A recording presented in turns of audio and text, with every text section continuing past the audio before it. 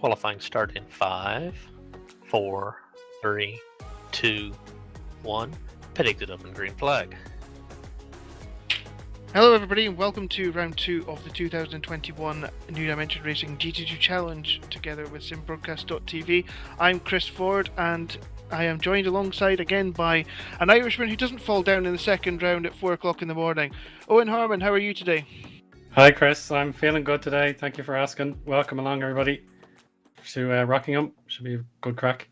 Yeah, this is going to be a very interesting event. You saw round 1 at Kyoto 2 weeks ago, which was run by Isaac Price, but it's a very different kind of track here today, Rockingham. It's very, very tight and twisty. We will come to the track in just a second.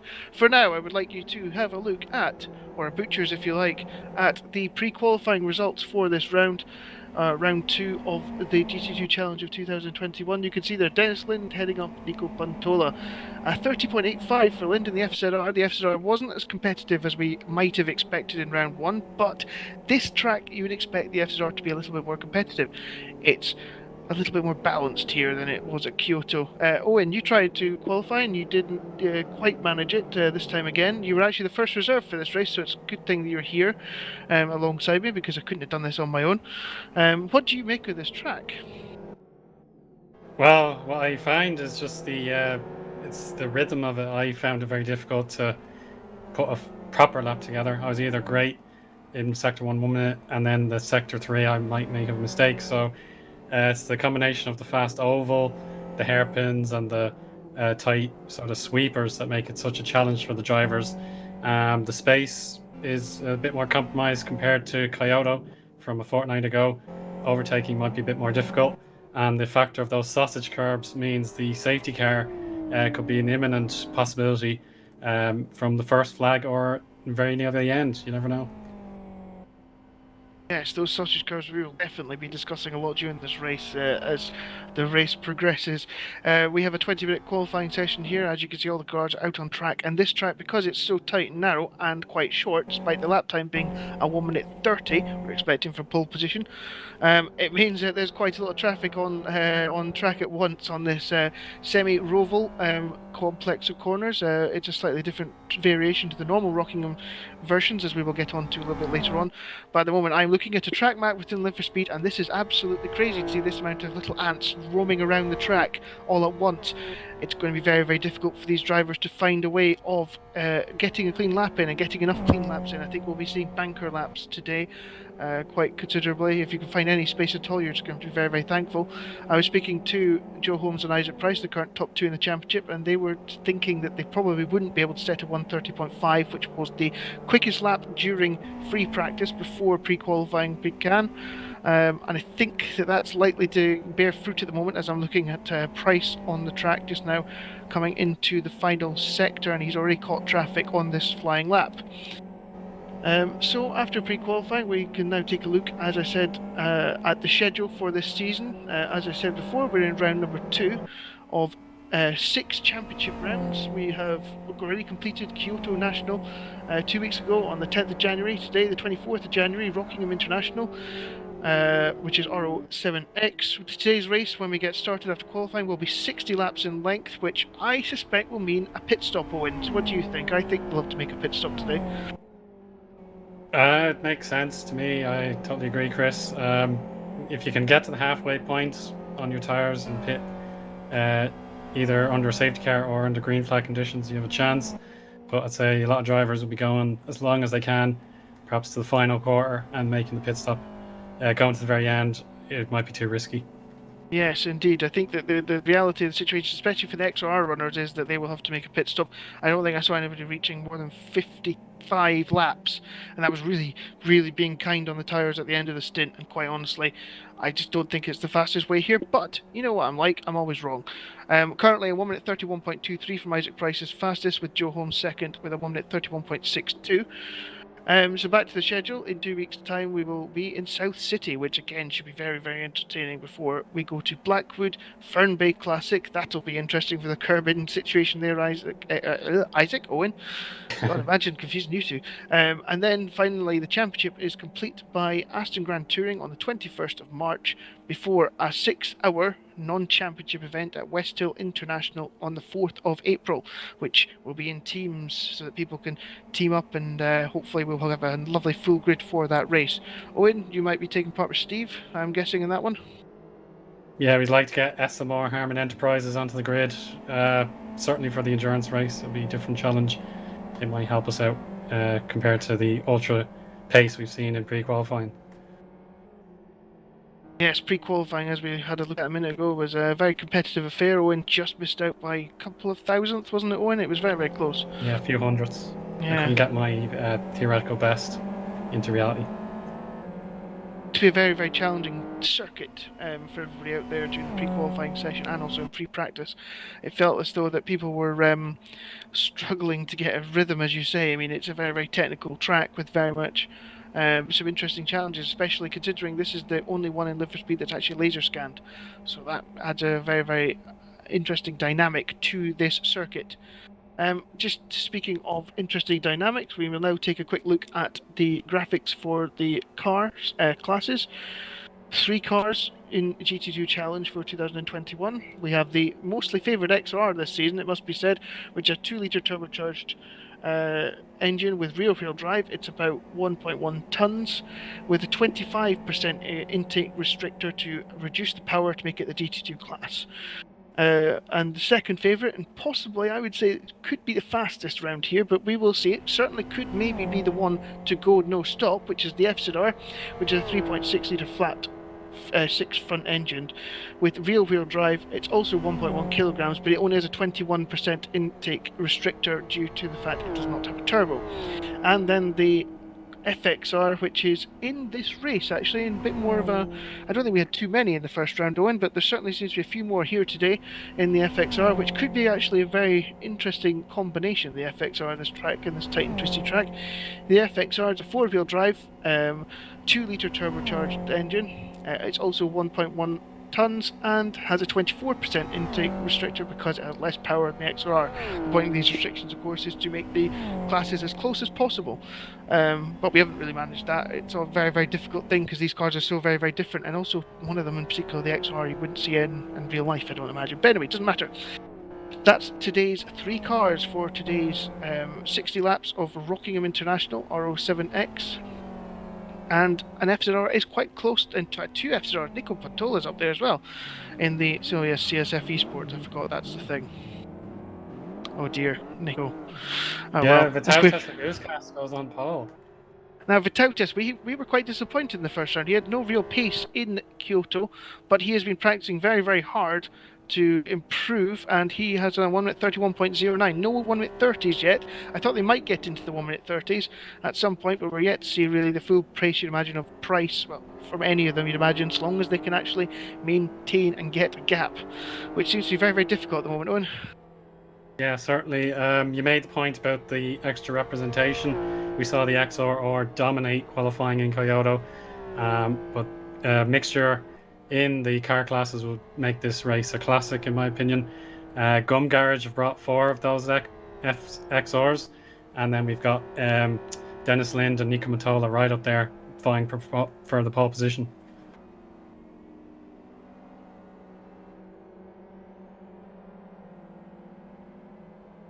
Well, let's discuss the track layout here at Rockingham International. It's a 11-corner circuit. It's marked by the oval turn 1 to begin the lap, which will be a rolling start for the race.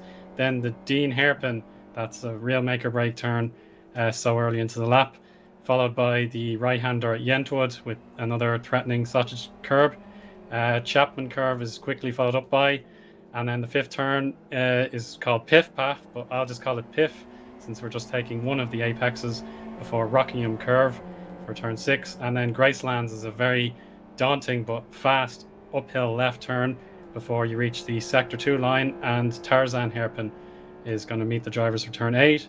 The school straight will hopefully offer drivers to go side by side, but then they'll be looking to show their mettle at the Brook curve. It could be a very dangerous spot to overtake. And then the final official turn is the Gretton hairpin before the drivers rejoin the oval for the 4th turn on the the oval, and then they complete their lap. Yeah, it's going to be very interesting to see how overtaking manifests itself around here. I think that it's going to be down to people making mistakes, if I'm being honest. I think that it's a very, very tough circuit to overtake on. The oval section is much like Kyoto, and last time at Kyoto we saw quite a lot of action, but it just isn't long enough, really, this time, compared to Kyoto. And also the infield section doesn't really lend itself to overtaking, so your next opportunity then really is Tarzan. So Dean, Tarzan, and a dive into Gretton is probably the three places you can overtake, but I think it will be down to mistakes. But I think we'll be seeing the majority of the drivers make mistakes today. It's not going to be like Kyoto, where it felt as though the top five, I think it was, the big five breakaways, it felt four breakaways, four, wasn't it? It was big four, yeah.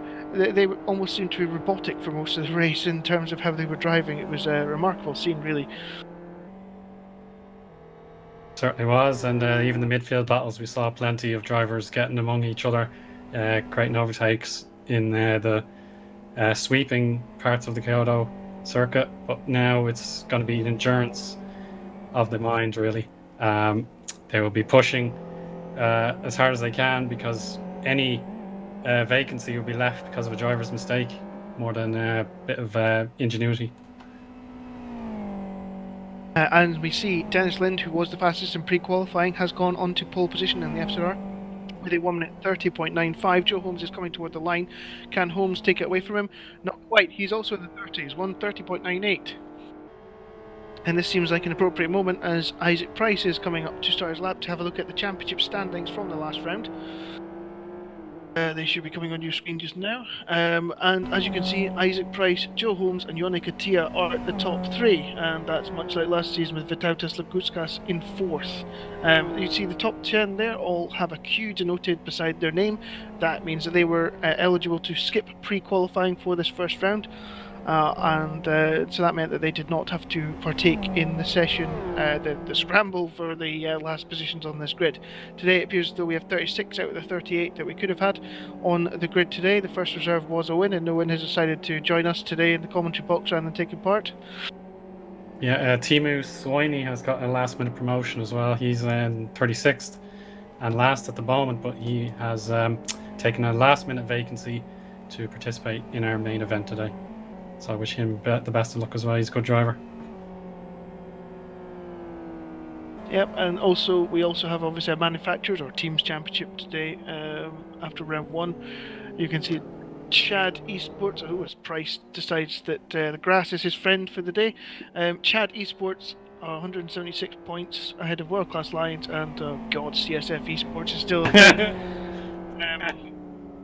I'm just glad I asked them if they've still got, and you may remember from round one, these cheeky arse nothings called Adam Brown and Nico Patola decided to make a horrible skin and use my name, and today Adam was threatening to use a furry skin in the next round, which yeah, no, please don't do that. Anyway, that's the top three in the teams championship after round one. 15 teams took part in the first round and scored points, and yeah, it was a very, very competitive race, and I really hope, and also it does actually look as though it's going to be competitive again today. The top, well, let's see, what separates by a second? The top 17 all within a second. That's a great point, Chris. Just those drivers that would have pre-qualified as well, they'd want to show their skills that they earned to qualify today. You would have obviously seen Dennis Lind, he's putting it on the official pole position at the moment. It's just so close there. Adam Brown was a driver who showed the ingenuity to gain positions up the order through the racecraft. If he's going to be up there again, he has to do it from 13th. Gabor Gior was the driver I just couldn't beat to qualify on merit. He is in 14th, so that's a much greater improvement for him. Indeed, yes, there's one driver, Boris Botev, who has not completed a lap yet in his XR, so he's obviously struggling to get a lap in. We have 5 minutes and 35 seconds to go in this qualifying session, so if you're not on a lap just now, you're going to seriously start thinking about starting one. The man who's just started one is Isaac Price. He has a clean track in front of him as well, so that could be very, very interesting to watch as he comes down into Dean Corner, a double left-hander. Yeah, so we're going on board with Isaac now. You see, you have to get right close to those curves, but you can't hit them. Otherwise, you'll be sent into an oversteering moment in the next RR. Now he's heading in for another right-hander there. And the second one coming up here. Into Piff, as Eoin has decided we shall let's call it. Piff. Corner. That seems like a slightly better name for it as we come into this corner here, Eoin. This is Greenlands. This is a key corner, isn't it? Yeah, you can see he's matched his apex perfectly. He can't turn in too early, or else you're going into that grass on the outside. And now Tarzan hairpin. Again, you stay just away from the official apex, but you need to be nailed on the power on skill straight. He seemed a little bit wide out Tarzan there. I don't know whether this is going to quite send him into pole position stratosphere at the moment, Eoin, but he's going to complete the lap by the looks of it. We'll see what he decides to do after the final corner. Take it as wide as you possibly can and get outside. It was neat and tidy, but then there's a little bit of an oversteer moment. He ended up maybe not slightly as wide as he wanted, but he's going to be nice and consistent and smooth down onto the apron. Price must think it's a good lap if he's going to continue it on. So here he comes up to the line, 1 minute 31.01, third position for Isaac Price. And Joe Holmes has just started a lap.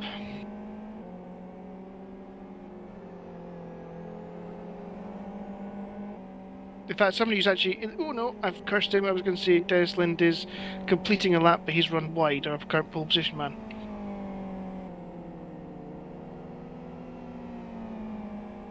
Yeah, Holmes got a great entry into Piff there on the action replay. Now he's heading uphill left. Yeah, that's another supreme entry and exit. 5.47 is similar to what Price did on that lap that ended up being third position. Holmes is, of course, 3,000th of a second ahead of him at the moment, in hundredths, as Pete Butcher says in my ear, ahead of him. Interesting to note that Joe's number plate says 18 and he's 36, so some funny number plates out there today. Isaac Price has got a funny one as well.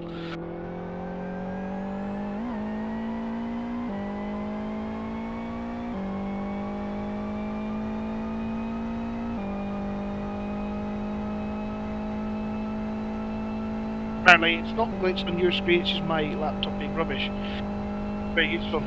It's giving me random information. Brilliant. No improvement. Adam Brown coming to line as I'm watching at the moment. He's on a slightly better lap. I think he's currently 13th. Brown goes to 10th with 31.55.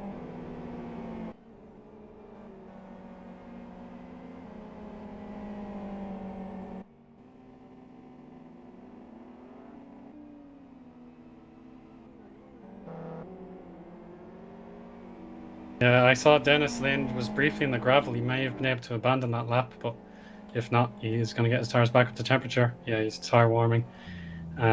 Needs to let a lot of drivers by here, Chris. It's just a little too early to go on the power in the hot lap. Oh, a man who's in big trouble and is probably starting way down the grid is Johnny Katia. He is 21st at the moment. He's hit the sausage curb and bounced into the gravel trap, and I don't think he's got enough time. I don't know. Will he get to the line in time? That'll be interesting.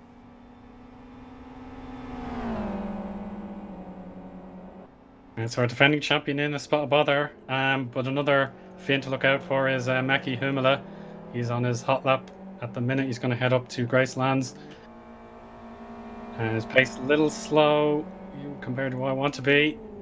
46.1. I don't think he's going to hit the heights of the top 5 with that.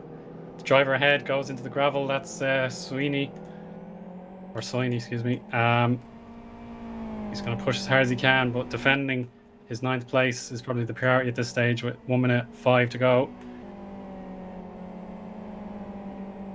The Gretton hairpin is approaching. He's going to break bang on 50 meters with Jared Mead ahead. A little deep, but he's held the traction, avoiding that tire barrier on the right-hand side.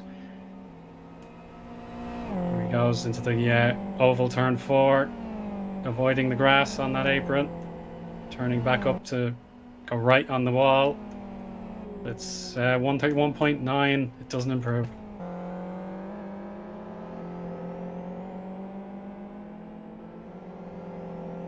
So let's look at our champion Catilla. He's down to 23rd now. He has 20 seconds. He's definitely going to make it. Chris? Yep, he's Here going to he make it, goes. and so is Lagutska's behind as well.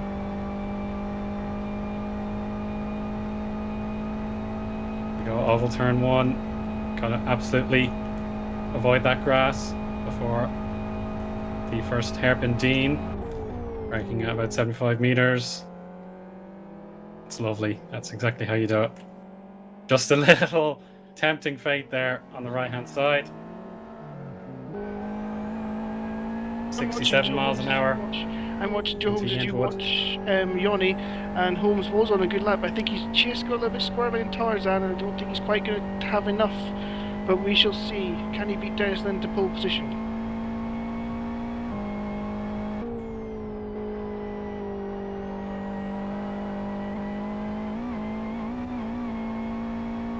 Oh, Yanni was so close. He was possibly distracted by the driver ahead.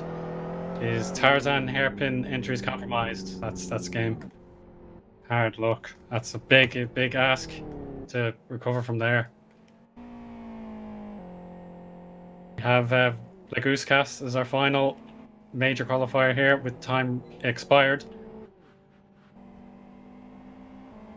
That looks sweet through Number there. 3 here is heading into the Gretton hairpin. Oh! Oh no! Tokyo drift. That's game. And that's qualifying. Dennis Lind is on pole position. Now, that's a surprise. The deficit are certainly much improved here than it was at Kyoto. So, Lind on pole from Joe Holmes, Isaac Price, and Vitautas Lagutskas, your top 4. That smells of fireworks into turn number 1. Yeah, we saw Reno Coots. He was the hero of the turn 1 battles at Kyoto. Unfortunately, he's not able to participate today, so it's someone else who has to carry that torch.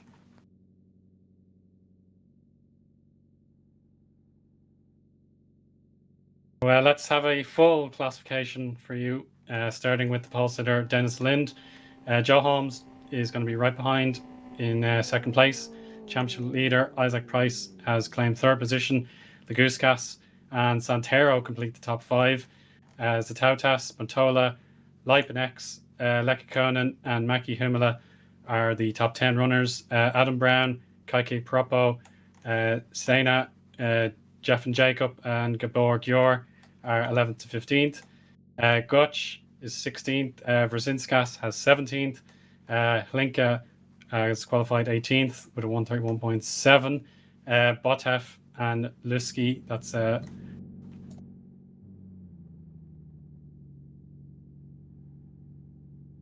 that's Radek Lusky. That's 20th for Radek Lusky. Yari Katila is 21st. Daniel Bala 22nd. Jared Mead has 23rd place. Matajitis qualifies 24th. Reigning champion Yanni Katila only managing 25th. Arnaud has 26th place. Giorsetti 27th. Andre Araujo has put his car 28th. Reg LeBlanc for P29, excuse me. Jürgen Weber in P30. Ayub El Hanouni 31st. Pavel Lusky 32nd. Del Barry 33rd. Def Ran 34th. Sarah 35th. Lemali has 36th. Timu Sweeney is second to last on our time sheets, and then Sean Lee will be starting from pit lane due to not setting a valid time. Thank you, Eoin. That was an absolutely fascinating qualifying session. The fact that we are within, well, what is it? The first, good grief, where are we going down to? The first 24. The first 24 within a second of each other. That's absolutely remarkable for any sim, regardless of anything else. That's remarkable. So I think this could be quite interesting during this race, Eoin. Yeah, so as we said, the track congestion is a huge factor here, and yet we still saw the drivers pull out all the stops.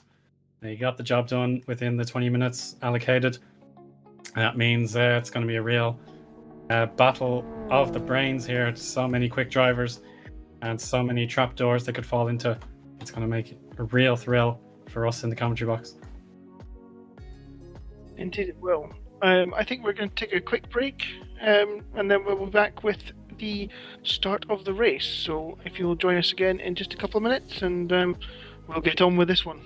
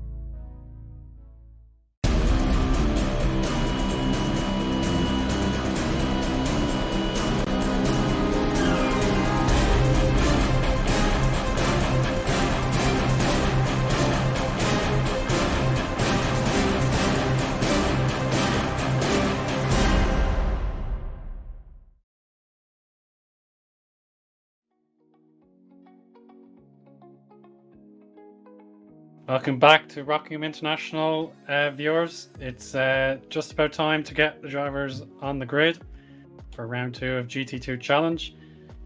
The final preparations are being set up now, so we should have live coverage for you momentarily.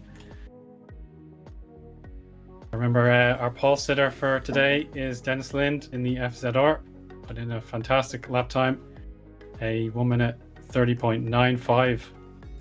Getting him up there at the very top. He was my pick of the day in Kyoto, and if he can lead from the front, then he'll certainly be a huge contender for victory.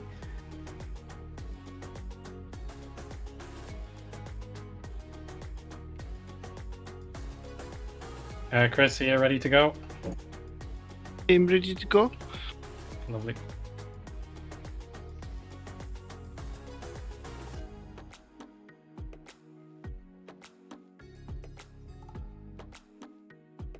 Hello, oh, I thought you said we were live.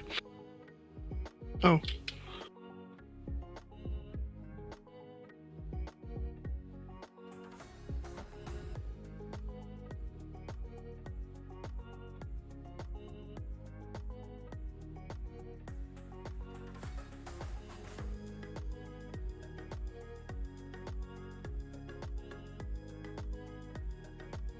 Sorry about that, everybody. That was me not paying attention in the slightest. So we will just be getting ready to go in about 2 minutes' time for round number 2 of GT2 Challenge 2021.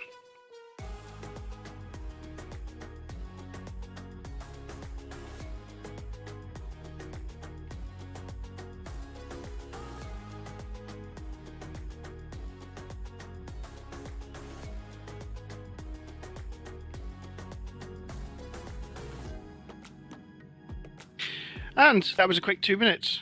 Paying attention is definitely a strength of mine. Welcome back to Rockingham in Rockingham International for the second round of the 2021 GT2 Challenge by New Dimension Racing and SimBroadcast.tv. I'm Chris Ford, and I'm joined again by Eoin Harmon.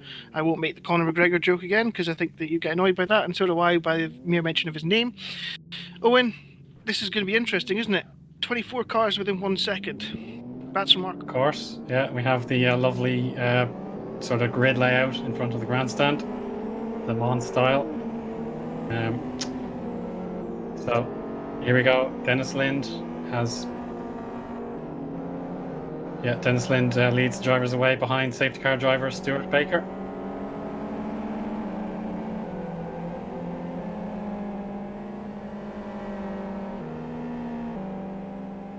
Dean Hairpin has got the drivers their first main negotiation point on the circuit. Yeah, it's certainly a great visual. And now Yentwood is turn number 3 on the circuit with Chapman Curve. That has ruined many of my attempted hot laps. It was a real threat to my ability, but I'm sure the drivers today will have it under control.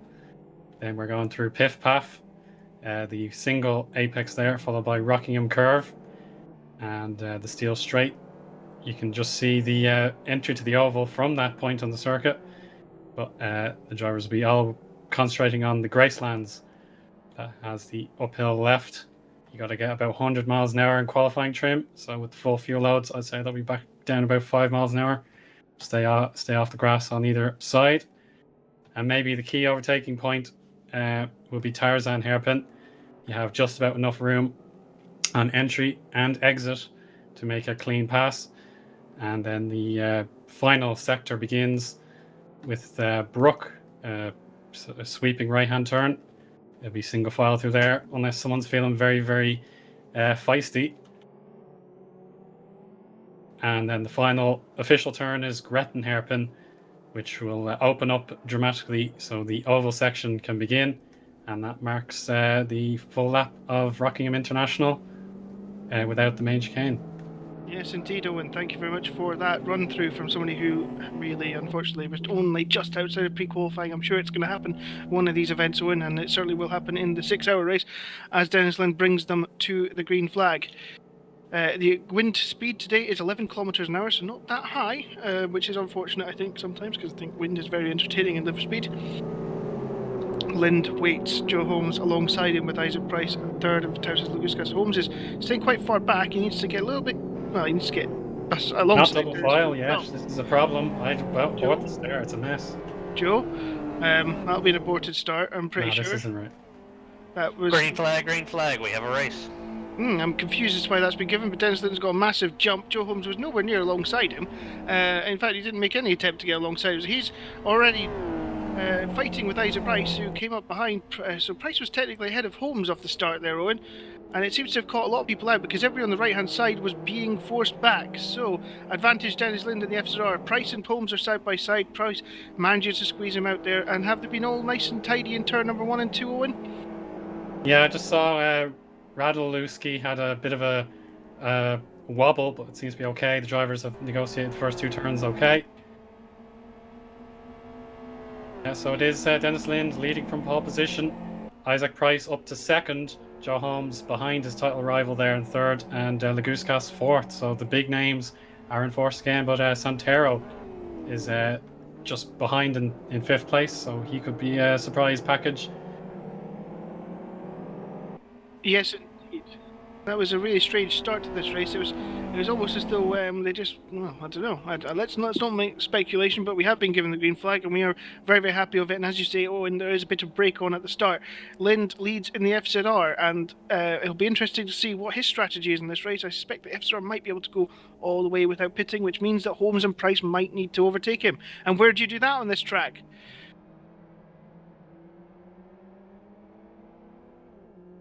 Jeffin is off in the final sector of the lap. Can I tell you who's made a magnificent start is our series champion, Joni Katia. He's gone from 25th on the grid all the way up as he completes this first lap to position number, well, he's right behind, he's up to 18th, so he's gained 7 positions. So Katia, 17th actually, so Katia on the march at the start of this race after his disappointing qualifying session. He'll be quite angry. And there's 4 cars ahead of him going side by side. One of them's Paroppo down the inside. Kadosh. There's a bit of contact there as they come through, but everybody's cleanly through, and one car is in the pits at the moment. Eoin, who is that's made a pit stop? That's Delbury of Gum Garage. Sean Lee, I'm watching Sean Lee. He's actually gained nearly half of the positions he needs. He's 24th after starting in the bottom of the pack. He pulled off 2 amazing overtakes at the same time. Was at Brook, so he proves me wrong there, and he's on the attack against Lusky. That's Radek, excuse me. He's gonna go with Tarzan. Oh, late dive from Sean. Great move. If he can stick. No, it's not gonna hold. Radek is back ahead. Somebody else to be a good start is Adam Brown in the FSR. He's up into 9th position as well, and Nico Pantola's up into 6th, so good start there for the CSF boys.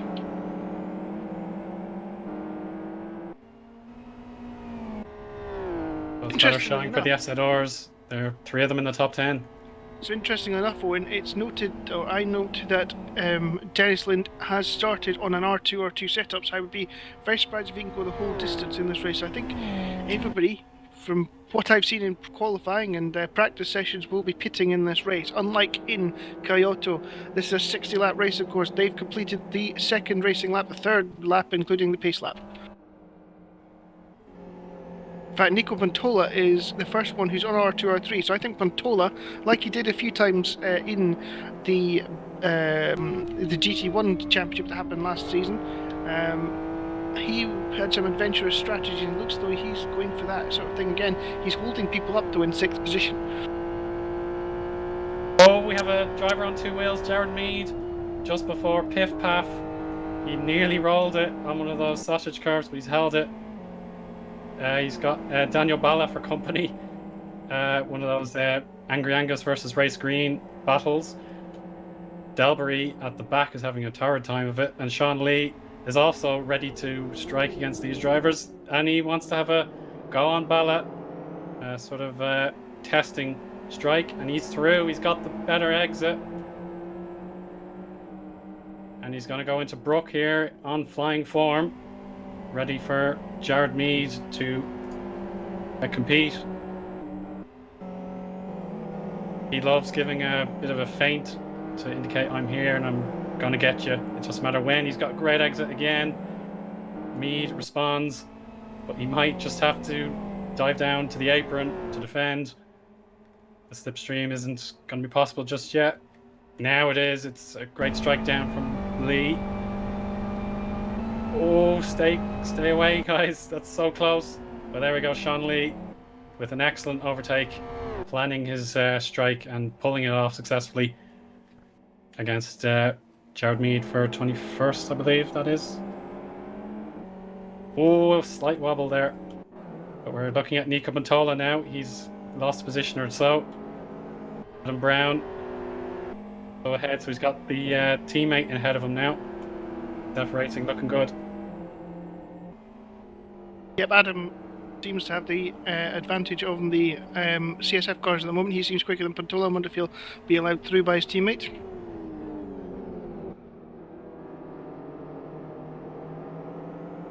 Equal to one of our favourite scenes from Kyoto is Lekkainen and Matti Humala. They're very close to each other, just like they were a fortnight ago. Gabor Gior just on the periphery of an attack as well, but it's not quite going to be happening this lap. So Team Sidus will be hoping to see Gabor battling well. It's not going to be his day just yet. He needs to stay patient. It's only about lap 5 as Dennis crosses the line.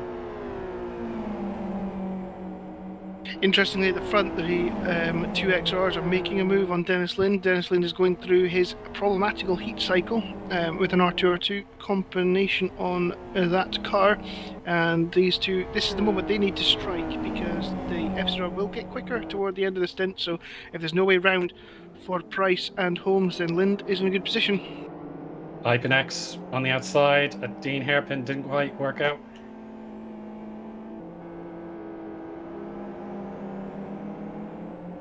Carlos Madritas and Sena. Oh, Sena goes wide into the gravel trap at Yentwood. That's a perilous situation, but thankfully it's not a roll, so he's able to carry on. So I think Dennis Lind has locked up somewhere on his right front, because his right front is in deep trouble at the moment as left rear. So that's the two tires you don't want to be damaging too much, and that's exactly why he's been caught considerably by the two cars behind him. And if by some stroke of luck, stroke of thoughts, he was planning to do no stop race, this will be harming him right now, because his tires are not looking in great position at the moment as Isaac Price comes up behind him. Can he get the better run? You'd imagine that the F0 gets slightly better traction, but I think that the XR should be slightly quicker in a straight line. Price decides to not go in the slipstream of Dennis Lind, who got the better run and manages to hold on to the lead. But this is getting interesting at the front.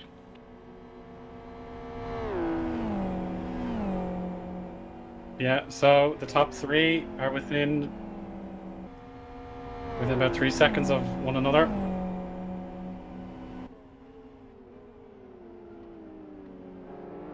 Joe Holmes is attacking the Dean hairpin to start, but he has the room that he needs to plot what he wants to do. Leguskas is too far behind.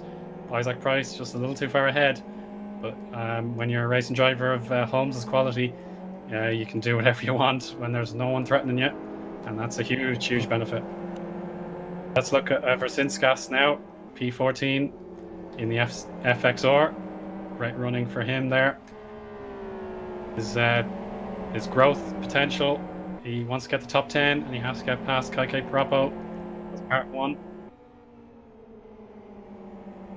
Leipenex just ahead of that battle as well, towards Tarzan. Is he going to make a move? No. Stays back. Oh, there's a rub there. Verzinskas does sight Parapo out and gains position, but may have to be under review. It was a close run thing. I think it was a racing incident. Verzinskas did want the same part of tarmac that Parapo wanted, and I think Verzinskas was more forceful, so he gets position for now. Gaborgio just ahead now for the start of the next lap.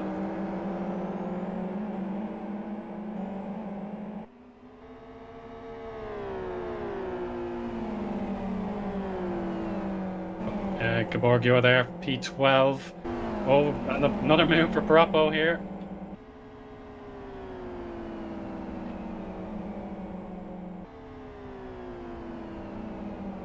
So it's Gotch. Gotch is ahead of Parappo at this stage, heading into Dean Hairpin. But Parappo, it's the compromise line, but he's got the grip at the last second. Champion Yoni Catilla has caught Parappo out here. Yentwood, they can't go too wide there. Good defense. What will happen next here? You got to avoid the sausage curb as the Sector 1 line appears now. Oh, it was close. That's advantage to Catilla in the world-class Lions car. He may demand people no overtake please, but he's certainly proving double standards here. He wants to overtake everybody. But what's he going to do into Tarzan? Stays in formation.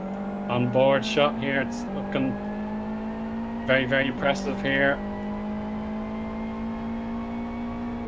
Now diving now, third gear. But he's lost a little bit of time. Parappo is ahead for the moment.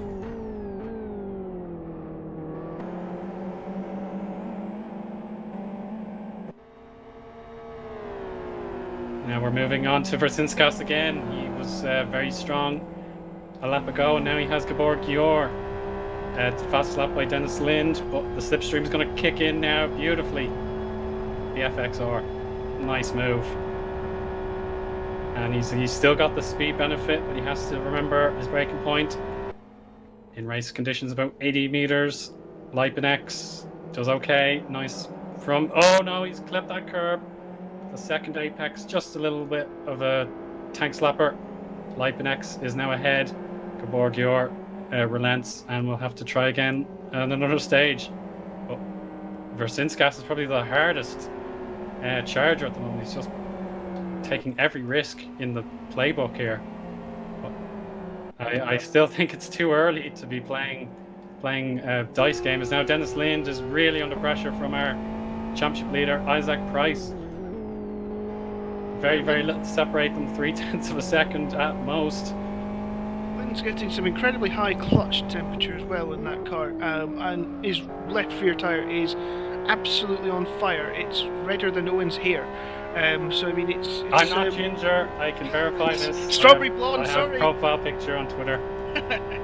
Anyway, but yes, it certainly appears as though every time he goes for a pushing lap, it seems to really hurt his tyres. But there's no way through for Price at the moment because of the exact reasons we were talking about earlier. There's just no natural overtaking zone in this track for these cars, and it's going to be very, very interesting to see if Price can make a move, because he's looking for any kind of error at the moment. Again, Lynn squarely out of Dean, that double left-hander, and you can just see the pressure he's under, but he's managing it just now. He knows that the only place he really needs to get a really good run is out of the final hairpin onto that main straight. At this point in the track, he can give Isaac Price the dirty air and let Isaac Price's tyres wash out a little bit while protecting his own fronts. His fronts are in really good nick. It's just those rears that seem as though they are just struggling to hold on. Well, Price is close, but I don't think he's close enough to get close to his left-hander against Tarzan. I think he'll think better of that, but let's see. Dennis defending the inside line slightly, but I don't think that was ever really a realistic opportunity for Isaac Price. Again, Lind a little bit lucky, it looked like, on the front right tyre, which is not very happy either, but this is certainly a problem for Dennis Lind at the moment. This heat peak is very, very high for the FZR, and okay, that's to be expected in the FZR, but this long for this sort of seriousness of heat peak? Be very interesting to see if he gets the reward later on when the tyres are thinner and cooler. Can Price get a good run out of this corner? No, again, Dennis just, I think, has just broken the toe. It's very difficult to get in the toe there.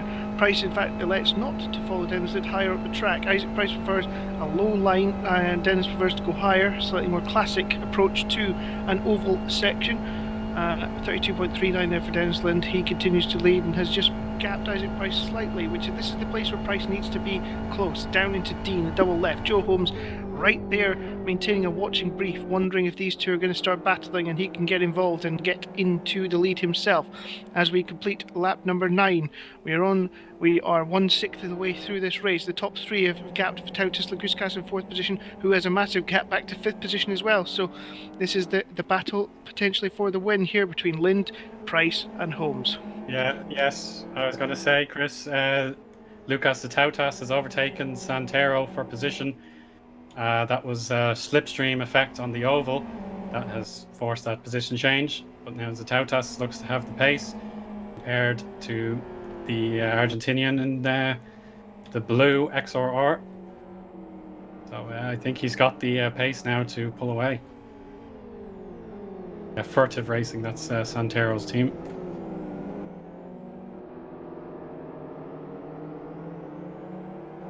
And even in the top 10, there are battles aplenty. Maki Humala versus Lekkakoinen, and the CSF cars, Pantola and Brown, not far apart either. Brown is probably in the most awkward position because of one mistake, and he's lost 2 places. And his teammate is just a little too far ahead to slipstream. That was close. Lekkakoinen nearly missed his braking point and hit Maki Humala's bumper. Not to be, but he does have great pace for the final corner on the oval section. Well, he's hitting his 6th gear now, heading up the limiter. 6,500 revs. Gabor Gyor's defending as hard as he can from Gotch, with Catilla, Yoni looking in the background, ready for another double overtake. If they go, oh, that's side by side. No, that was unfair. Yeah, Catilla. Oh, Versinskas has lagged. 3 wide. Versinskas lagged. 3 wide. Yes, go ahead, Chris. Tia decides to back out of it sensibly enough, but he's going to pick up position over Godot's. It seemed as though there was a little bit of contact down low in that corner, but Tia makes up the position. Interesting. I can't really work out who was actually at fault there. If anybody was at fault, it just seems as though the 2 cars just came together in the straight. Again, another SRR with a hot clutch though, and that's going to be interesting to see later in the race. Again, it's just it was very aggressive driving, but Gotch just wanted that inside line with all of his might, and it just wasn't available. So it does mean Catilla gains. Tell you who's close now, it's Isaac Price. He's just got on the back of Dennis. But again, Dennis is absolutely fantastic out of that final hairpin. How on earth he gets the traction with those hot tyres to get out of that corner as quickly as he does. He must just be absolutely saving everything for the end of that lap. And he now pulls a little bit of a gap. So Price must be getting frustrated because he's right there. He can see the lead, but he can't quite reach out and grab it yet. It was a strong dive into the downhill Dean hairpin. No success just yet.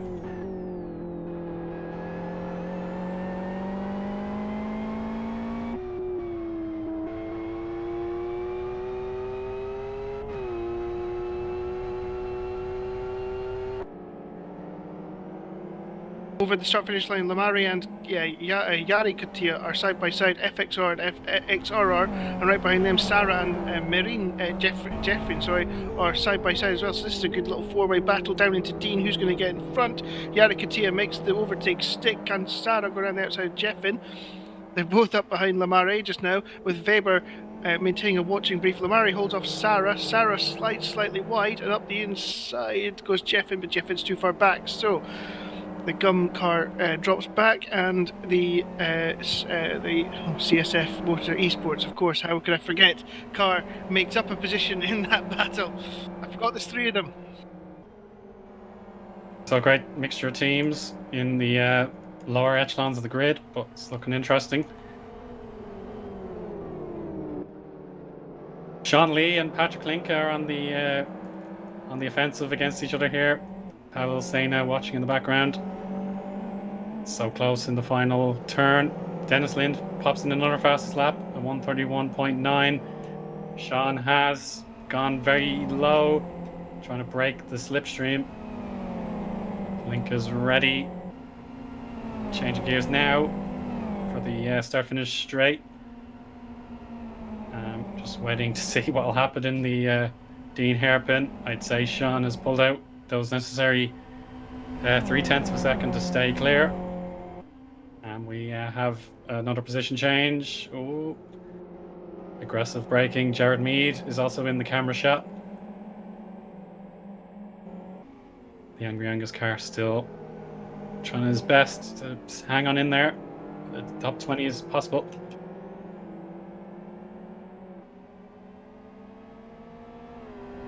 Back to the lead battle. It's been raging for 13.8 laps. 14 laps coming up very soon. Just one more main corner. Price so close. It has to be about 2/10 or under. Oh, trouble. Andrea Araujo has picked up. Yeah, so our driver Andrea Araujo, who races with one arm, has unfortunately damaged his right front panel, and it's going to cause him all kinds of issues with the left turns. He's down in 32nd, and I think he'll need to consider a pit stop as Dennis Lind puts in another phenomenal lap, and he's pulled away 0.6 of a second on Isaac. As you said, Chris, he's incredible out of the final hairpin, and no matter what Price can do, he just cannot find the moments in the early sectors to stop him. Yeah, it seems as though he's just allowing Price and Holmes just to catch him in these twisty bits, which you'd normally expect the F-Star to be better at than on straights. So very interesting to see that Denison has quite clearly gone for a setup that gives him the traction out of the corners, and that he can utilise to hold off Isaac Price, who catches by a couple of tenths in the first two splits and then loses out by 2/10 out that final corner. It's very interesting to see the way the two cars are set up. Another update in the mid-pack, it's Jarno Lekkakoinen overtaking Matti Humala for position. That's 9th place now.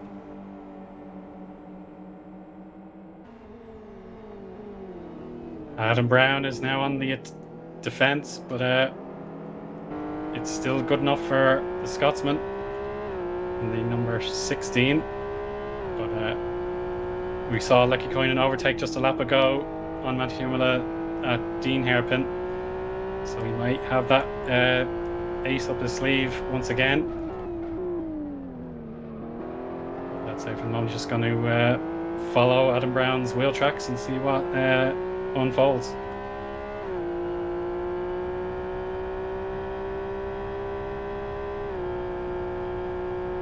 Sean Lee, another potential overtake, thwarted by Carlos Montezuitas. And trouble for Dennis Lind. He's picked up a drive-through penalty, Chris. He's failed to maintain pace at the start, and race direction has warranted the penalty.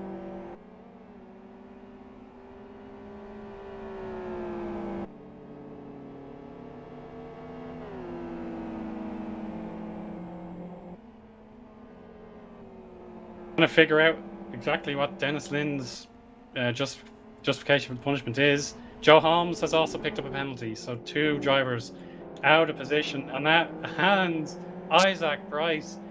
Oh, it's an absolute gift. The first and third runners have penalties. Vitautas Laguskas also out of position. It's just flying in here, Chris, all these penalties. And it's huge rotation in the order. It was a curious start, but I don't understand that penalty especially for Dennis Lind. I thought Joe should have been further up. I'm not really sure what Joe's really doing. He should have been up alongside Dennis. And then that forces Vitautas behind him to be behind as well. But I don't know. I couldn't believe that the officials gave the green flag. We said it at the start. I know Pete Butcher, this should have been aborted rather than having a flurry of drive-through penalties, to my mind. But the penalties have been given now, which has effectively ruined the race, unfortunately.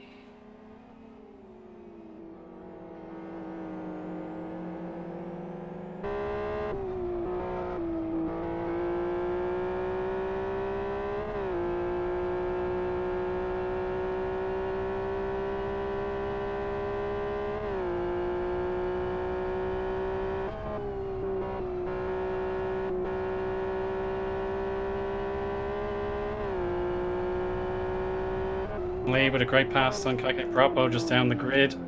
That was 17th. Or 16th, excuse me.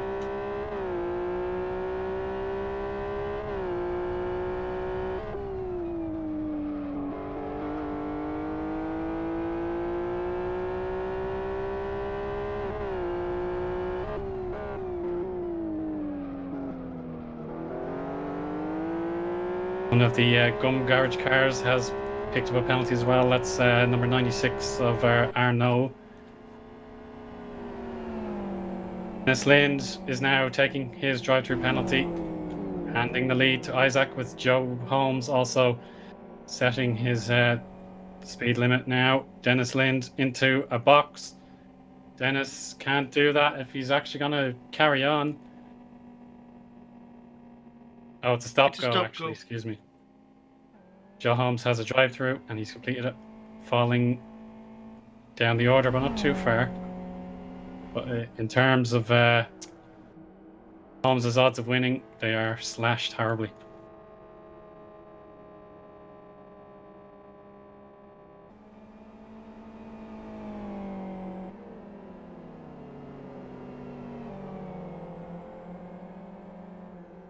Gabor Gior and Yanni Catilla battling it out here. Yentwood. Oh! Yanni on two wheels, but he's held it. Vitauskas Laguskas. He just served his penalty and now he sees the champion in a spot of bother. He actually gains a place back right away.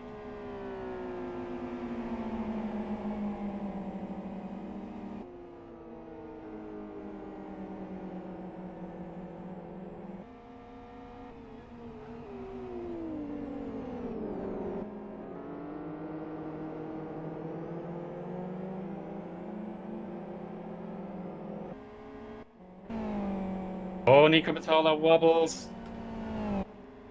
Batola made a mistake at Brook before Grattan Hairpin and Adam Brown. He could have made an aggressive pass, but as teammates, he doesn't want to cause Rocky an awkward moment. So they stay in formation.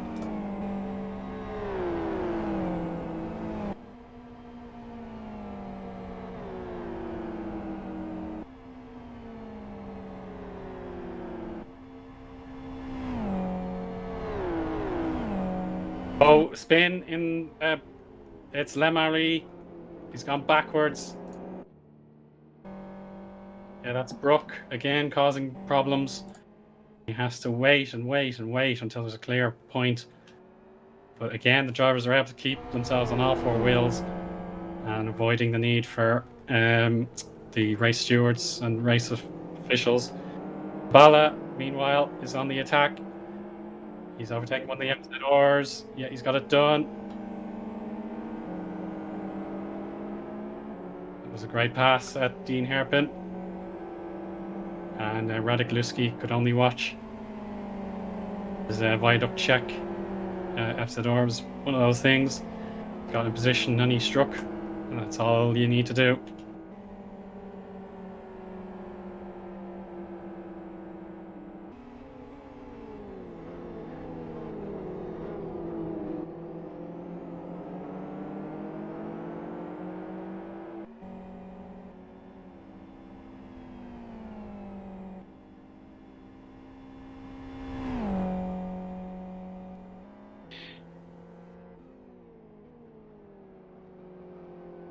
Yep, so Isaac Price now has a 12-second lead. Joe Holmes is in third position, attempting to get second back at the moment, and he is on a bit of a mission. Unfortunately, the man who's on more of a mission is the erstwhile race leader Dennis Lind, who's dropped all the way back to 21st position and is on a bit of a recovery drive again, like in the first round of the championship. Yeah, unfortunately, after 19 laps, or we're on lap number 19 now, Price has a 12-second lead all of a sudden.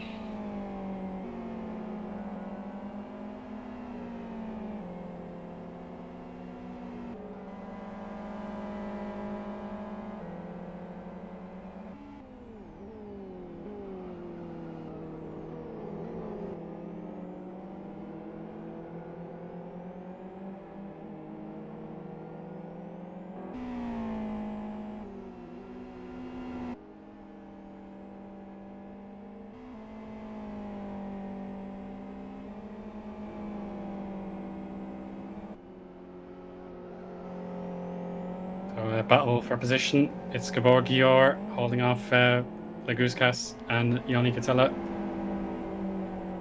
You can just see Laguskas ever so close, and actually gives him a love tap. Fastest lap now from Isaac Price. Catilla's recovery drive is also it's on course, but he's still got a long way to go, as lap 20 is about to start for these drivers. He's going to have David Gotch hassling him into first hairpin, and it's Gabor Gjord defending the inside. Oh, the Goosecast is now out of sync. Yanni Catilla hits the curb, just out of shot there. He's recovered it. And Laguskas has to back out there. He's really trying. But all these overtaking spots are going to run out. It's single file to start Sector 2 here, Chris. Yeah, it's really difficult to follow, isn't it? I mean, we discussed this throughout the race, and before the race, it's really, really difficult to follow around here, especially in this fast left-hander. Fourth gear, isn't it, Eoin? Before you have to come down to Tarzan. Yeah, Gracelands is fourth gear if you're brave enough, about 100 miles an hour in prime qualifying mode. So I think these drivers are brave enough to do it in the race trim as well. Cool, straight here, but again, you just have to stay in a line here. Don't dive unnecessarily, because this grass will gobble you up, and the gravel trap on the left there will beat you. But now, final hairpin, nearly there for Vitautas. Oh, Vitautas does. Oh, he's overstepped the mark. And Yannick Tella says thank you very much. Two teammates, of course, they're from Chad Esports. Gorge is coming up behind Laguskas, who's obviously a little bit angry himself after that penalty that he received. Gorge gives him a little love tap instead of overtaking, which draws Laguskas closer to Katia. Do you think he'll have a go in? I think he might, on the back of his teammate. You think he's faster than him after qualifying, and yet, in fact, he's just going to be let go down into Dean. Gorge is good at what is Gorge doing? What a dive! Where Johnny Katia somehow manages to see him coming, and he gets forced wide. Poor old Johnny Katia, this has been an absolute nightmare of a race, and of a whole weekend so far for him. Yeah, and Sean Lee has actually come up to these battlers. He's started from dead last, and he's all the way up. Andre Raujo has pitted the car. He had a big accident at some point, and it's just a little bit too much to bear. Oh no, Gotch! Oh, at Gracelands, he's going to hit Sean Lee. Oh, Gotch, he managed to go on the outside of Gracelands, and he's lost 2 positions. He worked so hard just a half a lap ago, Chris, and now he's lost it. Yep, unfortunate there. He was obviously just trying too hard in the draft. It's a difficult circuit for the draft and things like that, and it just in any sort of moment will really punish you as well, because the grass is right there. There's no tarmac runoff here, and with it being so narrow, it's ever closer. It feels like.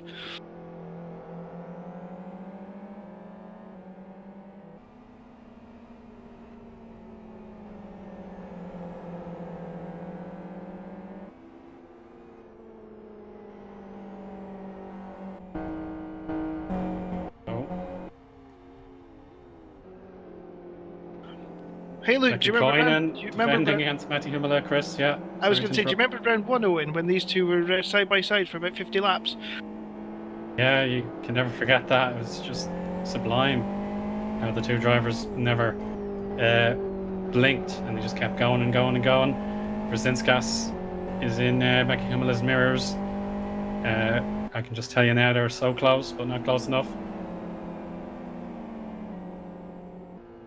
So Brzezinskas has put the FXR in places you don't normally expect. He's miles ahead of anyone in the same make of car. He just needs to carry on in there. The halfway point is still a while away, and plenty more is still to come. But again, we just have to follow the drivers here. No one makes a mistake at Brook. And now the final hairpin approaches. Hairpin, they're all line astern. Yeah, Brzezinskas, he just loves pushing the boundaries of the track limits. Well, I mean, if you're driving a bus, you can do what you like, I think. If you see a bus coming towards you, you jump out the way normally.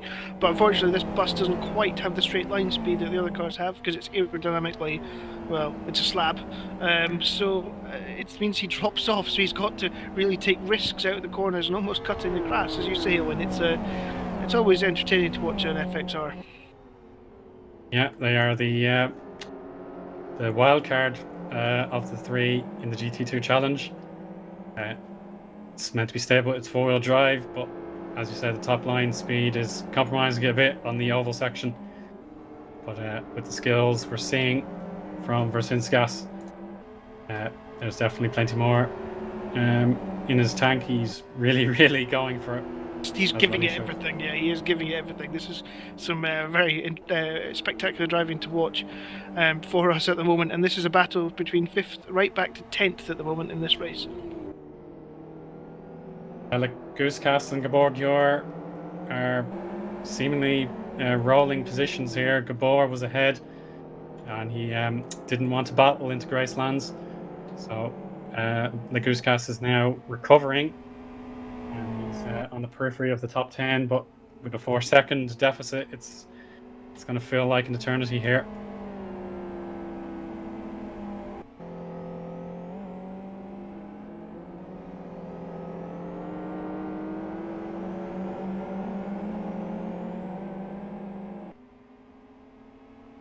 Tola gaining on Santero, not enough yet. It's about a second. But it's very impressive because we saw Santero qualify well, kept it handy at the start, but now it's damage limitation for the Argentinian, I think, Chris. Yeah, it certainly appears to be.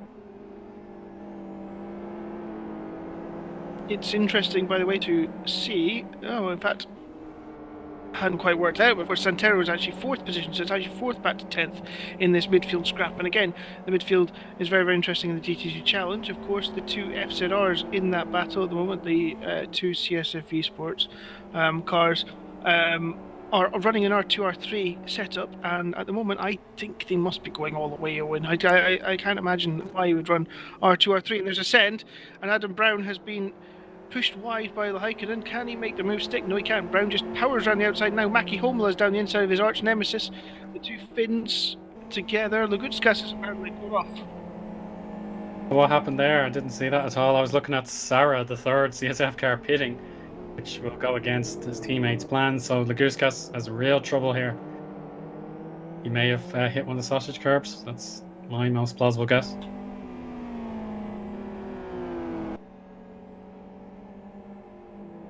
Not a great afternoon for him then. No, I'm afraid not.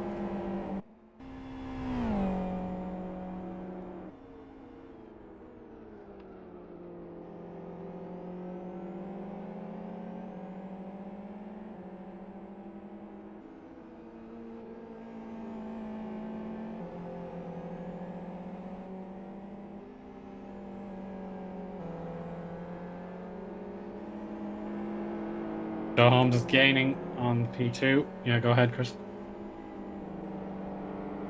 Oh, sorry, never mind. Yeah, Joe Holmes just trying his best to get back to P2. That'll be P2 for the first time. P2 for the first time, yes, that's true, yeah. But he would have been ahead of Zatautas before the penalties were issued. Yes, of course. The battle for second position. If you're just joining us today, we had 3 of the front 4 receiving penalties for start violations. It was a very, very close race between Dennis Lind, Isaac Price, and Joe Holmes, who had broken away, and Vitautis Lugutskas, who was in 4th, about 5 seconds behind. But a flurry of penalties for Lind, Holmes, and Lugutskas for start violations has really given Isaac Price the big lead. Yes, his pace has massively increased, though. 31.2 is quite mighty at this stage of the race. The one thing that might actually happen, though, still is pit stop drama. It'll be interesting to see who will be pitting in this race and who will not be. I would imagine if they are to pit, they will be in around about lap 45 potentially, around about 3/4 of the race in, so we will keep an eye out for that. We are on lap 26 though here at Rockingham. Well, let's have a rundown of the race order as things stand. Isaac Price has taken the lead, with Zatautas occupying second. We'll actually interrupt this rundown. Close battle for Sean Lee and Gabor Gior. It's too deep for Sean Lee.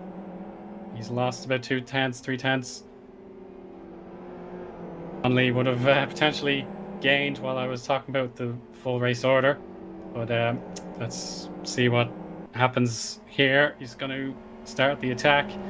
Graceland's not the overtaking point, but Gabor puts a wheel on the grass at the at Rockingham curve, and it means Sean Lee gains 12th.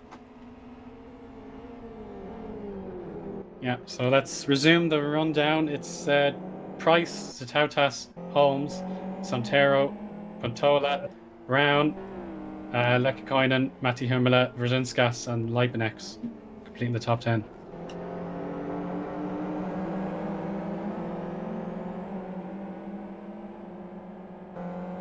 So let's see Brzezinskas also ready to go. Nico Matola just out of camera shot on the offensive.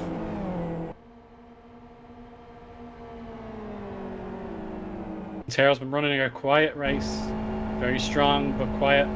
But maybe this is his chance to be taken down a peg by Nico Pantola. The outside line, not the most effective at Dean Hairpin. Last year, feeling very, very confident. Adam Brown just a little bit on that sausage curb. It's okay. Yentwood is fine for everybody. Nico touched the sausage curb slightly, Eoin, so that's putting back into the clutches of Adam Brown. This is very, very close. It's interesting to note that the FZRs are getting quicker as this stint goes on, these two R2, R3 FZRs, but the tyres are looking a little bit cold. I would rather they had a little bit more heat in the centre of them at the moment. Obviously, unfortunately, you guys can't see that at home, but that's just my personal preference. But I do think that these guys are trying to go the full 60 laps in this race without pitting, and they're currently in 5th and 6th position at the moment. Santero holding them off for 4th. Joe Holmes still on the back for 2nd position, but not able to make a move just yet. Can he do it now? I think he's slightly too far behind out the final corner. So I don't think it'll quite be this lap that Joe makes a move. Will it be just yet? Will it be? Yeah, great onboard shot. Not able to make the little bump overtake, and a pit stop there. Santero has a puncture, Chris. Santero pits, but a puncture for number 40. Santero does now have a puncture, actually, as he was coming in the pit. So Santero, 27 laps. Oh, he's going to be struggling. Chad Esports, Paul Sena has a very, very heavy puncture on the front left. But now he's able to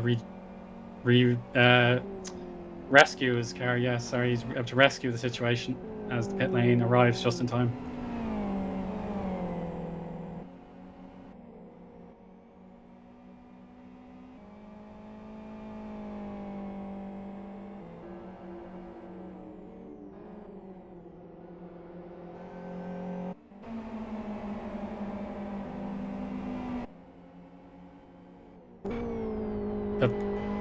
The puncture for Sena has proven decisive. He has withdrawn from the race, but now Joe Holmes against Tautas, so close. The final hairpin. There's lap traffic probably going to be coming up to these drivers in a lap's time, Chris. But it's Joe Holmes ready to strike. He's got the slipstream now. Starting lap 29.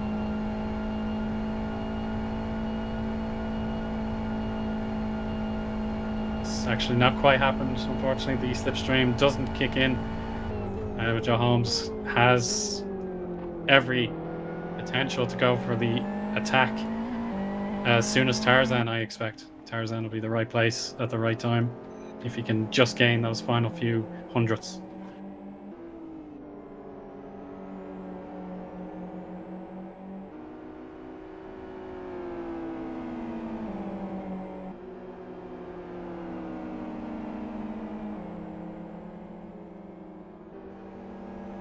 Yeah, Pavel Liski is going to get lapped very shortly by 2nd and 3rd. I think now is a good time, yes, perfect timing. But Joe Holmes didn't. Let's go to Lekikoinen. Just behind Adam Brown. Really, really. Oh, a little oversteer moment. He's caught it. But that does allow Adam Brown a chance to flee. A lot of grass taken by Brown at Brook, but Gretton hairpin. You don't want to go anywhere near that curb, except a gentle rub. And now onto the oval section they go. And I think the teammates have got the advantage over Lekikoinen.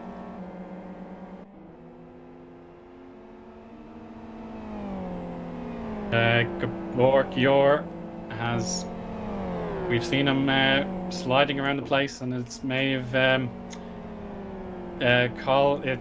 caught up to him now, as his left rear is giving him real trouble with the temperatures, and he just has to calm down and hang on in there.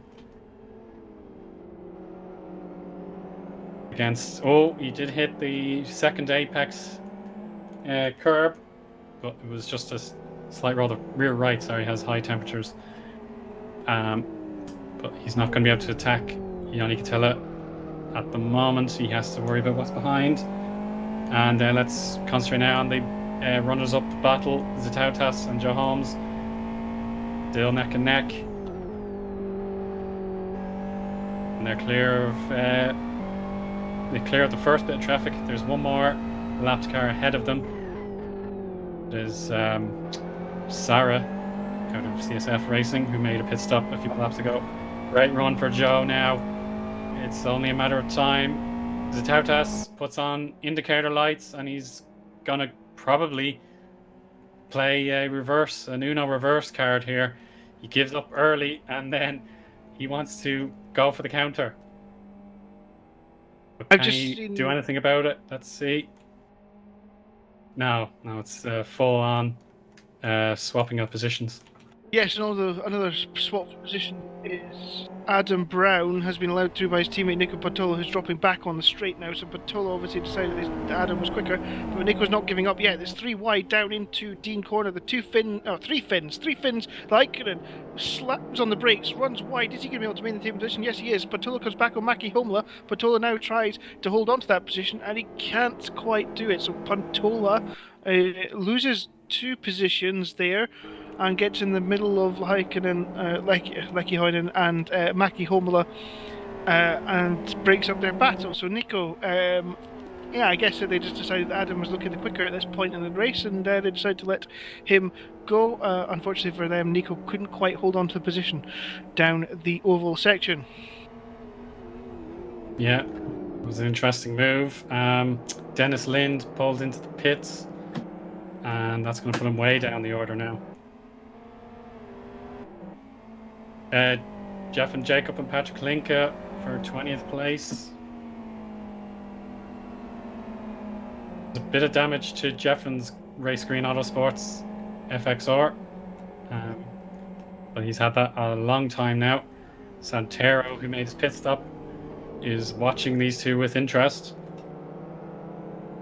Safely done at Tarzan. But Santero crossed the pit exit line and has picked up a penalty. It's Lekikoinen and Brown. Lekikoinen and Brown are battling for position. Lekikoinen has got him on the oval. Brown right up his rear wing. Can he go around the outside into Dean? This would be brave. You're going to get squished out there. And at the same time, Nico Pantola runs wide, and I think he went off there. Brown is still inside Lekikoinen, and this could be caught there. Onto the sausage curb, but Brown loses the position. I think he has to back out now. The XR is certainly quicker at this point than these two FZRs that are running the R2-R3 compound and looking to go longer in the race. Will it come back to bite them later in the race, or will it come back to help them later in the race? If they don't have to pit, will they be able to maintain temperature in their tyres? That's going to be the key thing for those guys, with 32 laps gone in the 60, as Maki Humla comes right up behind Brown. Is he going to go down the inside to Tarzan? Yes, he is. Brown brakes later, though, but then Lekikoinen sticks it in there. Can Brown get the better exit? You go wide there into the sort of national pit lane, and Brown manages to just power out at the corner because he had the wider exit. And let him. He breaks early. Maki Humla is right up behind him when he gets on the grass, and he has to hold on. Brown holds on to the position. Here comes Nico Pantola, who I did call Nicky a second ago, and I do apologise to him for the first time in my life for apologising to Nico Pantola. And he now manages to get onto the back of Maki Humla. Can he make the position here? It's a CSF sandwich for Maki Humla at the moment. That's not a good place to be. Here he comes, Nico Pantola. Here he comes, Nico Pantola's got the run, and he favours the outside line. In fact, they're both getting a run, as you say there, Owen, on Adam Brown. Now then, what's going to happen into Dean? Will Maki Humla be able to maintain position? Or will Pantola go around the outside? Pantola thinks, I think, better of it. He's going to try and go for the switchback. That's quite clever, Nico. That's quite clever, but just didn't quite have the room. If he'd had a little bit more room there, then Pantola had the momentum, but he realised that he was going to make contact with Maki Humla, and he couldn't make it stick. So Maki Humla holds on to 6th. Nico Pantola holds on to 7th.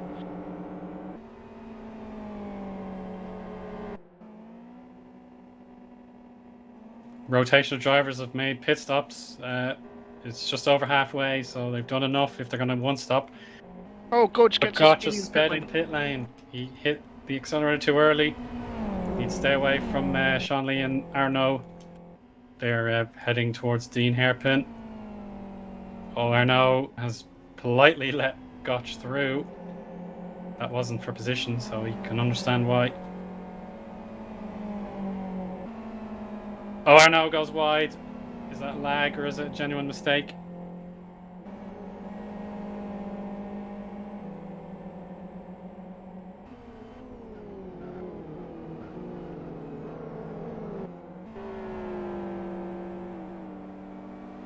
(34th) 34th and last runner Arnaud.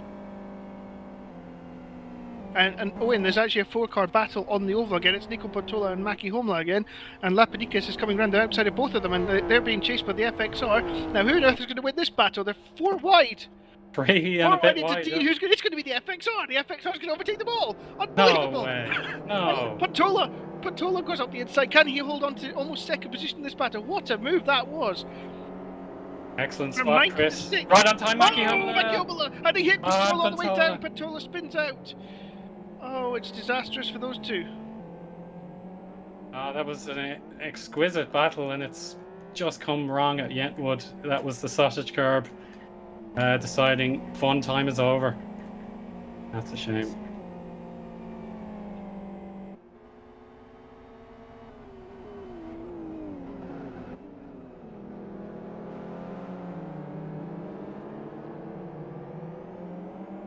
Well, that was a spectacular set of circumstances there, Owen. Yeah, it just happened so suddenly. Brzezinskas got the very last part of the tarmac to complete a 3 and a bit wide, and he braked right on the limit to gain 3 positions. And look who's overtaking for 7th. Is that for 7th now? It's Eoin Katia. Eoin Katia moves up into 7th. Maki Humla is heading for the pits after that spin. Adam Brown pits on the R2, R3. I'm very surprised at that. I thought he would have gone longer than that, so their intention obviously wasn't to go all the way. So that means I think nobody's going to go all the way. So the FXR is up to P5. Eoin Katia is up into P6, but he's side by side with Lapidikis round the oval section. Our series champion, who got qualified by his father heading into this race, is now weighed up all the way up to 5th position. He's having a strange race, a strange weekend, but he's getting the job done at the moment, Owen. Yes, indeed. This track has, certainly put his skills up to the test. In TBO Challenge, it cost him a lot. Today he seems to have got the knack of it, and he's up to 6th on the track if he needs to pit, and so he can carry on for a bit.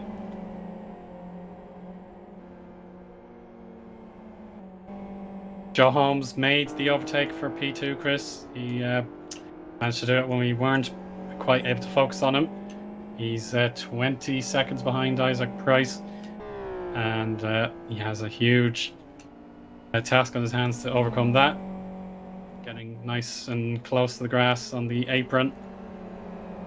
He will be certainly trying to fire along some very hot laps, and he's done a 131.26, but it's a 19.4 deficit now.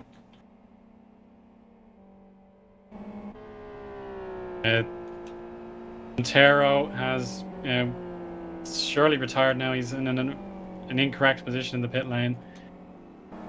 will surely mean a retirement after an amazing qualifying session from the Argentinian. It's now all but over. But he'll hopefully be back next time. It'd be great to see him in South City.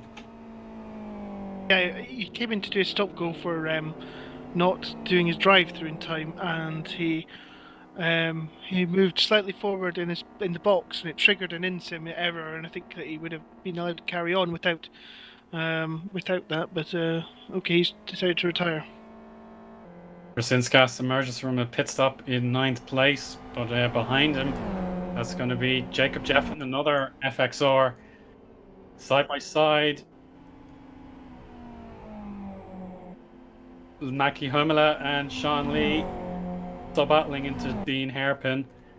Sean Lee on the outside. We saw him pull off some great overtakes at that point. Oh, he's done it. That is absolutely wonderful. Didn't need the sausage curb at all. He kept it right where he needed to place it. And that's 15th now. Indeed, Dennis Lind might just be visible to those drivers at PIF. Yeah, just on the view of the screen. Dennis Lind, after leading the race, is 17th. Oh.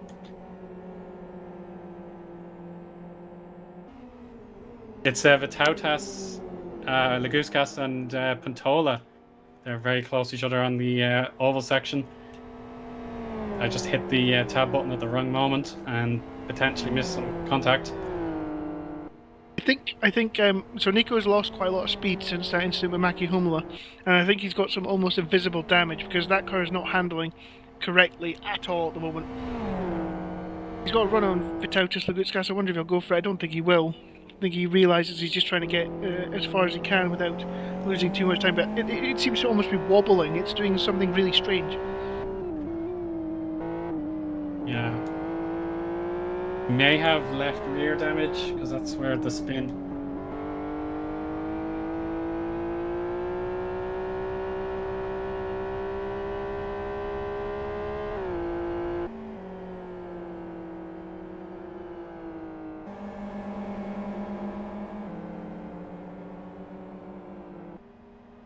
So Nico having to deal with some damage, Chris. It's yeah.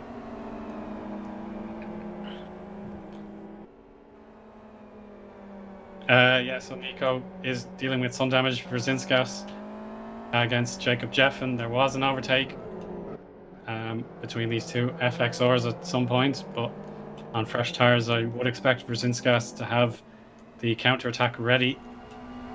And this will be Brook, one at a time, driving. Yeah, that's advantage to Brzezinski. And now he's clipped the grass. Oh, but he's held it.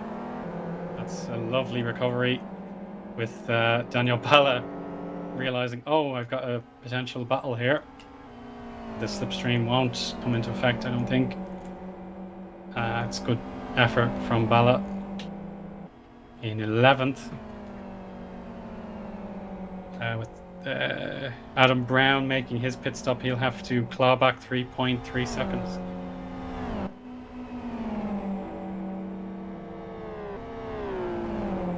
Isaac Price is now among the traffic, Chris. He's overtaking Yorsetti, I think that is. But Joe Holmes will have to realise with the clear track ahead of him, I need to claw back these seconds where I can. Hasn't happened just yet. Geborg, you're just in an awkward spot. That was quite clever driving from McElroy, to be honest. Yeah. He realised if he had to back out and hold up Price, he may as well almost let him go round the outside, and then it's safe enough for both of them as long as they are aware of each other's surroundings, and then that means he doesn't lose out in the position as well in the battle he's in. That was quite clever. I think I saw Laguskas come to a brief stop at Tarzan. He was at the school straight and he wasn't moving at all, but he's recovered it. He may have spun at the exit of Tarzan. I would have to compare lap times to see exactly what went wrong.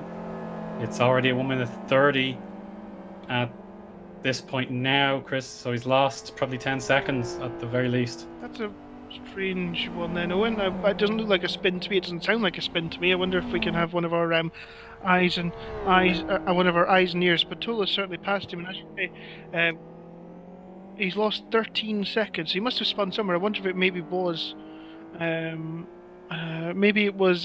fourth gear left-hander Eoin. Yeah, that's a plausible guess as Jeff and Jacob pits. That'll free up Brzezinski's again. And that was a really good stint for Jeffin, but he has to start all over again. The lead gap for Isaac is still about 19 to 20 seconds. Joe Holmes will now overtake the last place driver, or but one Arnaud for Gumgarage, and he's going to cross the start finish. He's going to probably just miss out on the 130s. Yeah, 131.1, and very little change in the deficit as the Tautas 5.2 seconds behind. But he lost half a second compared to Holmes.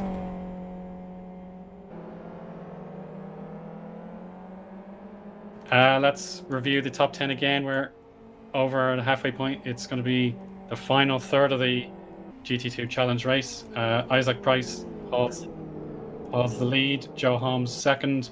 The Tautas has third. Lekikoinen has fourth. Yannick Tilla fifth. Leipenex sixth. Nico Pantola is seventh. Leguskas P8. Brzezinskis, the FXR top runner, has ninth, and Daniel Bala is 10th. Yep, 2/3 of this race have already gone. We are waiting still the leaders to pit, but quite a lot of the cars have pitted already, down to 9th position. So that's quite a bit of a surprise, I would say. It's a mixture of pit strategies, whether it be planned or circumstances have changed. Just looking at Weber, he's going to be lapped by Lekikoinen very soon. Weber's running 26th, but now Isaac Price holding on, station for the lead.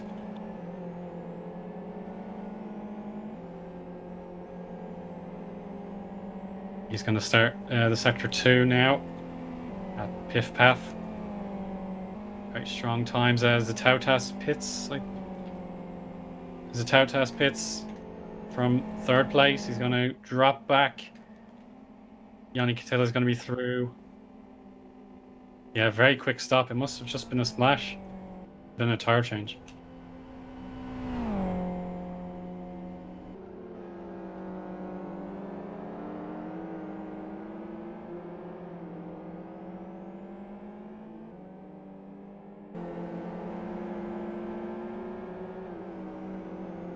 So Yannick Catella, one of the top profiteers from the race after his disappointing qualifying.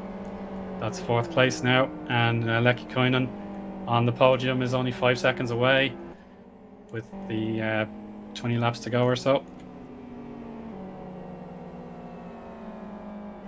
It's a curious drive for Eoin Katia, our defending series champion.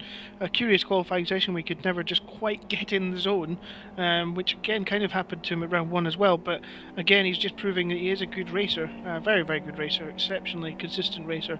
But he's fought through the traffic in the end, and he looks quite good for a good haul of points, which is key to this championship, because I'm pretty sure that everybody is going to have a random incident at some point during this season.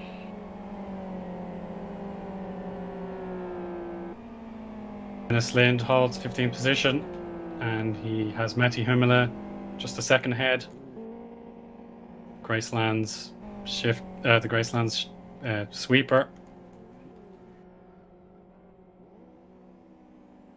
Lekikoinen pits, that's fourth place.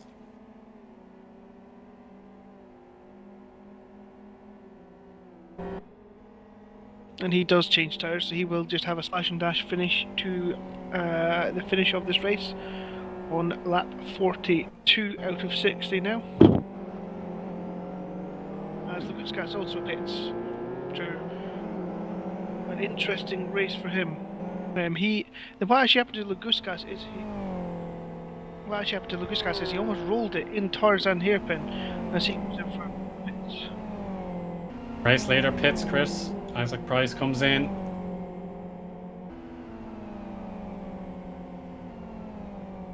Yes, that's a definite strategy. The two teammates are almost in sequence. Joe Holmes does not pit though, so Holmes is carrying on. This will be interesting to see because Joe was definitely a little bit more adventurous with his strategy in practice. So it could, hey, we still could get a grandstand finish. Though I'm doubting it. I think he will pit. I suspect he'll be in on 45. Isaac Price is in slightly earlier, and I thought he would go to lap 45 as well. But there's no point in pushing it when you have a 20-second advantage.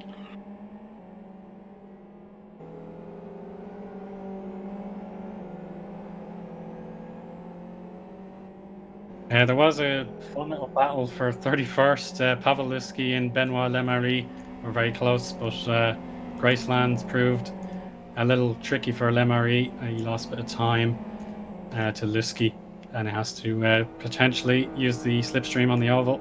But we're focusing on the current leader, Joe Holmes, who has yet to pit since his penalty was declared. He has to really give it his very best shot, avoiding lap traffic and any other pitfalls. His Price is only 13 seconds behind. I have to say that Joe's tyres look actually in really nice nick, but I don't think he'll go to the end. But no, I don't think he'll go to the end. But his tyres certainly look in the best condition of any of the top runners that have run at the front of this race.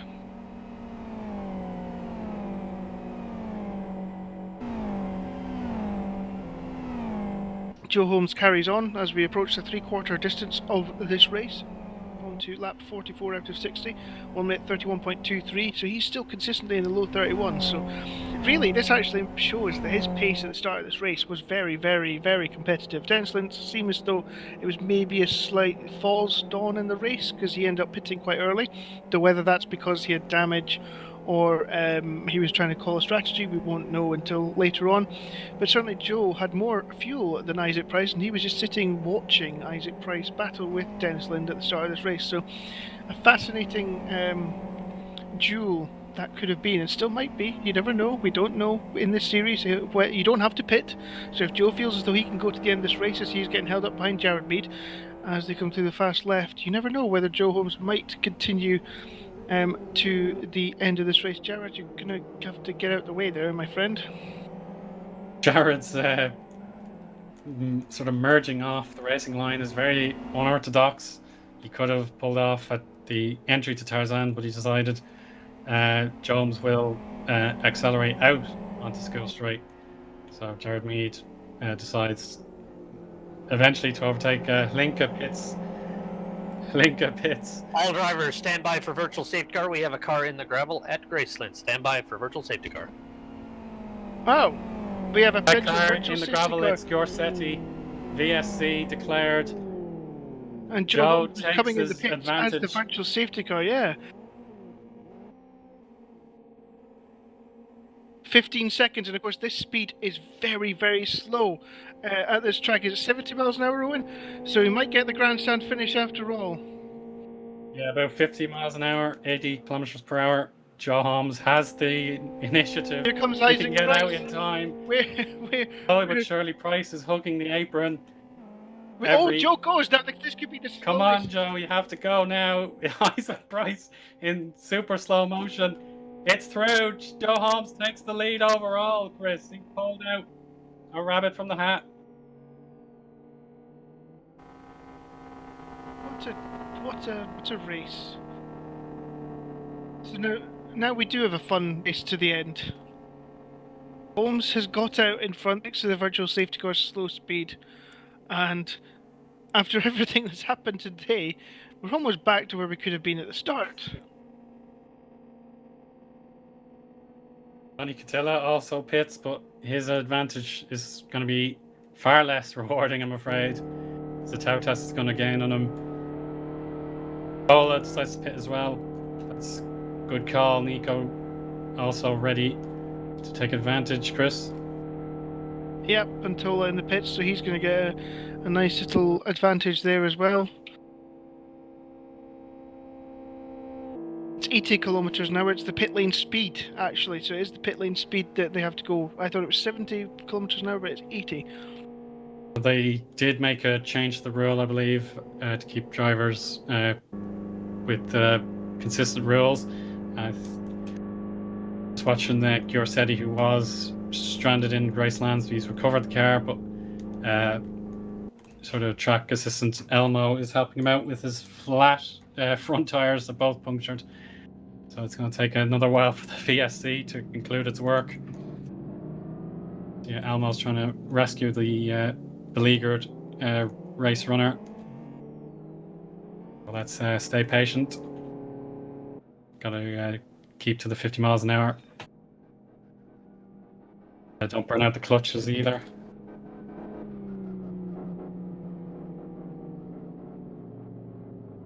So they're in the pit lane, Eoin, and this means that we're going to be going green again. A car to watch actually on this restart is actually Dennis Lind. Green flag, restart. He's right behind Sean Lee into Dean, and Sean just lets him past. Okay, well, that's not fun, Sean. Yeah, Sean has proven second best at Dean Hairpin for once. But maybe it was by choice, as you say, Chris. Oh, Sarah and Faber have collided in the final sector. Faber has to go off in the FXR, off into the grass. They were side by side, and that's never going to work, even at these slower speeds after the safety car reset, VSC restart.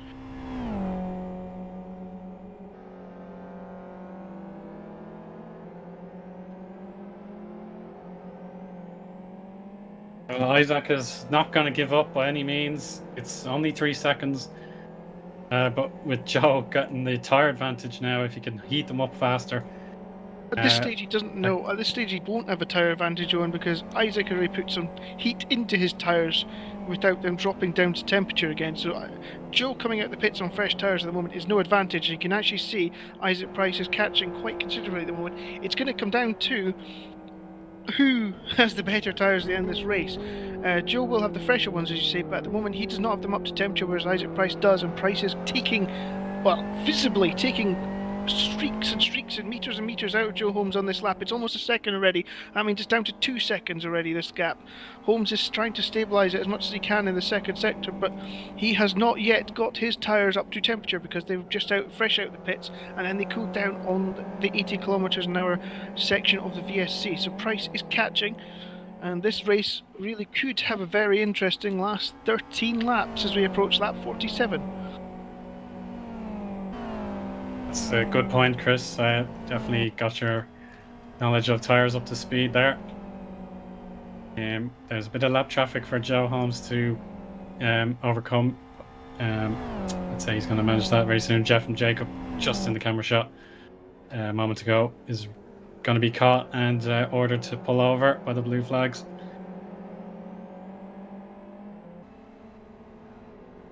So the gap is down to 1.8 seconds with 14 laps to go. This is going to be a good finish. This is going to be the race we wanted and the race that we hoped we would have gotten earlier on, that we thought was ruined after the drive-through penalties and stop-goes were given to Lind, Holmes and Lugisas. But here we are with Holmes, thanks to the virtual safety car. He was 20 seconds behind, but he stayed out longer. He stayed out that 4 laps longer than Isaac Price. And remember, we were saying about Price being having no risk. Why would you take a risk with 20-second advantage? Well, if he had fuel to go at this a little bit longer, then it'll be interesting to hear after the race whether he did or not. Then that's giving Joe Holmes the advantage by staying out longer, risking it for the virtual safety car. Holmes had nothing to lose, and now he has the lead. Dennis Lind breaks into the top 10, but the battle behind him is Daniel Balla against Sean Lee. Dean Hairpin proves the little respite for Daniel Balla. He's going to pick his favourite line into the next turn. And after everything, of course. After everything, by the way, Eoin, Yoni Katia is third. Yeah, that's very, very impressive from Yoni. Yeah, I tell you what, Eoin, surprising as well. You should maybe do a rundown of the top 10 again now that we've had this virtual safety car. Faber holding out. Yeah, Eoin, I think it might be a good idea to do another rundown of the top 10 now. Everybody's finished their pit stops and the VSC is over. I don't think we can just yet. Vitautas Laguskas has crashed at Yentwood, but he's back on the circuit. No tyre-related issues, but he just went into the gravel trap quite suddenly. I just didn't catch it exactly, but he just went suddenly into the gravel and bounced back onto the track. Yeah, it was a two-wheeled incident. The sausage curb caught him ever so slightly. It is now safe to do the rundown. Joe Holmes is the race leader ahead of Isaac Price. Yanni Catilla has gotten himself onto the podium. Oh, Yanni has also hit the sausage curb, and that spoils the rundown for Yanni because Zatautas profits onto the podium now. He is third. Yanni Catilla down to fourth. Lipenex as fifth. Nico Pantola had a very, very helpful virtual safety car as well. He is sixth, passing one of the slower cars. In seventh, it's Lekikoinen. And up to eighth place after a pit stop is Versinskas. Ninth place, Adam Brown, also for CSF Esports. And to round off the top 10, Dennis Lind, another comeback drive for him. Now that Joe Holmes has got his pace, his tyres up to temperature again, he is slightly quicker at this stage than Isaac Price, but he's got Lagutskas in front of him, the Chad Esports Isaac's teammate, who moves out the way of Joe and is not so kind to Isaac. Oh no, he eventually gets out of the way. That was interesting. That could have gone wrong.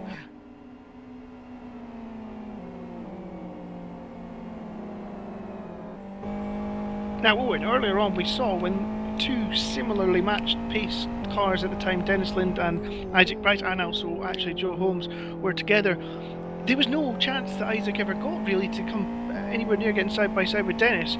Do you think because these cars are the same that there might be more of an opportunity this time around to pass Joe Holmes? Yeah, there's definitely the possibility. Isaac Price will know Joe Holmes' skill set, and you'll know maybe I can gain a 10th here by braking. Let's look at Carlos Montagitas on the attack against Daniel Balla at the first turn. Oh, Balla's gonna lose his traction and lose position, but thankfully he can try again with Montagitas behind him as well. Balla is one of two cars that have not. Oh yeah, Maki Humla. Oh, actually, no, more than two. But Balla has not pitted and is, I guess, committed to going to the end of the race. So is Ayoub Elanuni. He's not pitted either. And there's a few FXRs a little bit further back that have not pitted as well. So Balla has gained quite a lot by this strategy so far. He's in front of Maki Humla, who's recovering from us rolling earlier in the race, as Lamari goes slightly wide to let them through. Balla defending the inside line, Maki Humla going for the outside into Tarzan hairpin. Balla getting squirrely. His tyres, because they're so old and they're getting worn, did not come back up to temperature very well after that virtual safety car, and you could really see that he's having trouble. Maki Humla thinks about it down the inside, but then thinks better of it. I don't really think that's a passing place. Balla's wide. Balla holds it, and Maki Humla gets the run. Is this going to be the position gained? Balla's still got the inside, but I think he knows he needs to give it up because his tyres are in the danger zone. Safety car boards and flags. Safety car boards and flags. We have a car Safety upside down at Chapman Curve. They're called the Lagutskas upside down. Oh, that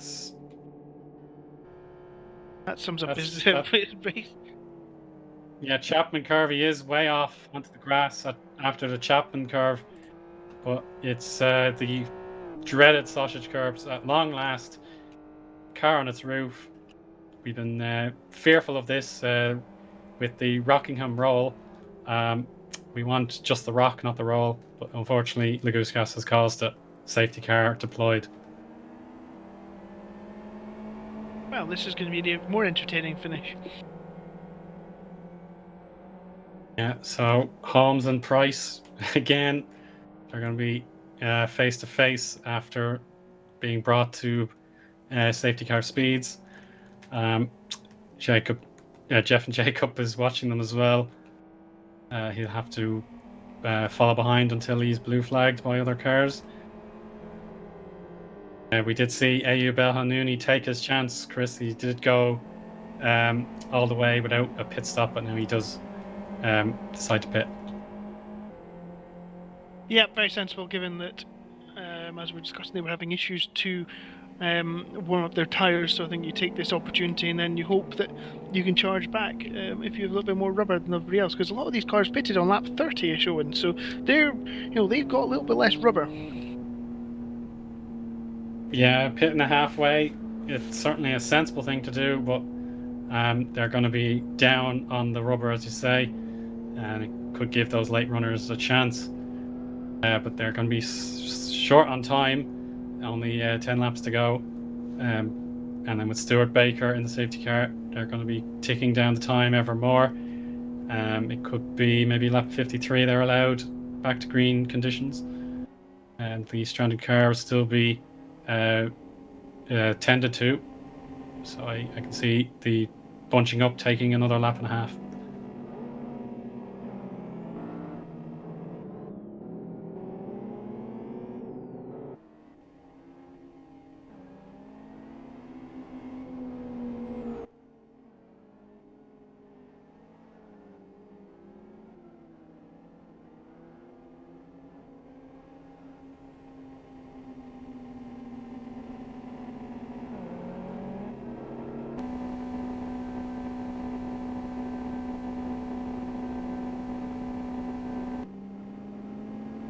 So yeah, the race leader Joe Holmes there actually burning fuel at this late stage of the race, trying to make his car as light as possible. Isaac Price also doing the same thing. That'll be interesting. With there will be 9 laps to go at the end of this lap.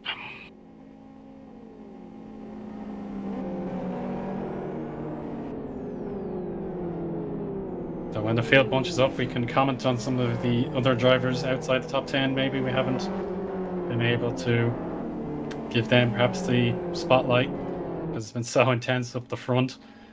Now the retired car can spectate and retire officially. There'll be wave rounds taking place as well, Chris. Yep, quite a number of cars are getting wave rounds at the moment, as Vitautas Lagushkas is out of this race. He basically, I think he had very, very hot rear tyres. I've gone back and had a look, and he was struggling to keep the car on the track. Previous lap, he'd had a similar sort of twitch with his hot rear tyres, and it just pitched him straight into the sausage curb, and over he went, like a turtle on its back, and that was the end of his race.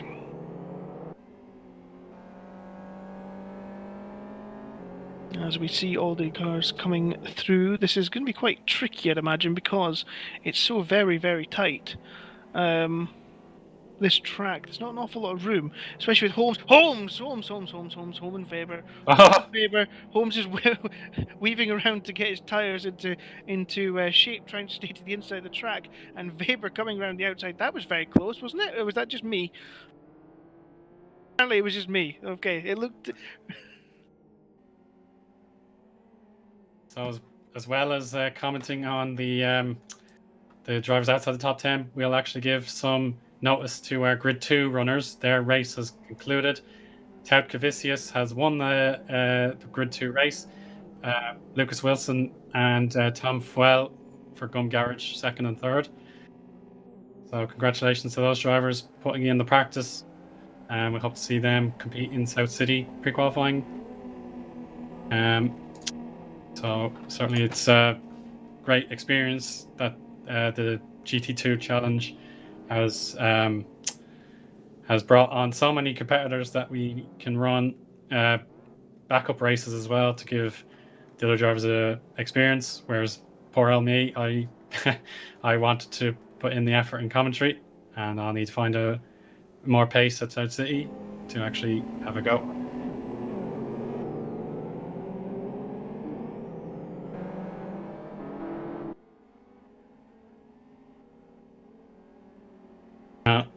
One more lap, you'd imagine, before we go green.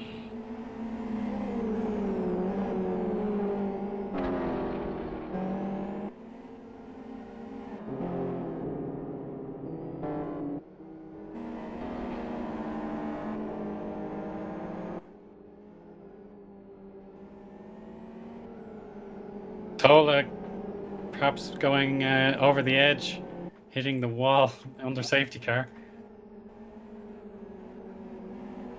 Yeah, the tyre warm-up, you have to really dig down and work on the oval section with the slight banking.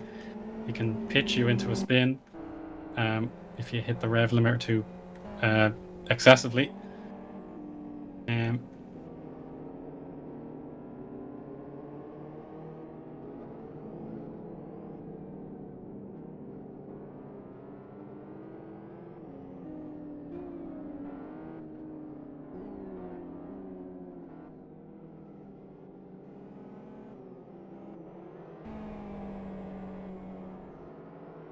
So we're Yeah, still let's- having. Sorry, I was going to say we're having some issues with the lapped cars. I think there's been some overtaking on the run round to the pack. I think we will get back going very, very soon.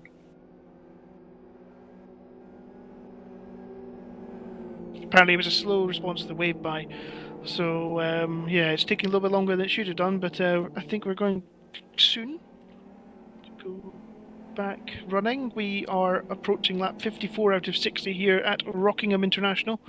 Joe Holmes and Isaac Price out in front. It's been a curious afternoon. They were part of a 3-car breakaway at the start with Dennis Lind. Lind, Holmes and Vitautas Lagutskas, who was in 4th position, all got penalties for violations at the start of the race, and that left Isaac Price well ahead of everybody else until a virtual safety car at the point of pit stop has given Joe Holmes a good advantage, and now Joe Holmes has the lead again after doing his drive-through. We're apparently having issues in Tarzan corner under Hey, you safety bet on car. Mooney was on the grass, Chris. Somebody was on the... Oh dear. Well, that's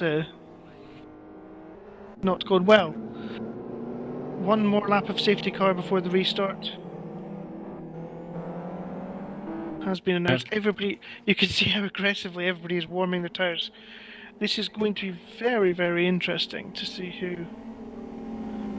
can get the jump. It'll be with 6 laps to go.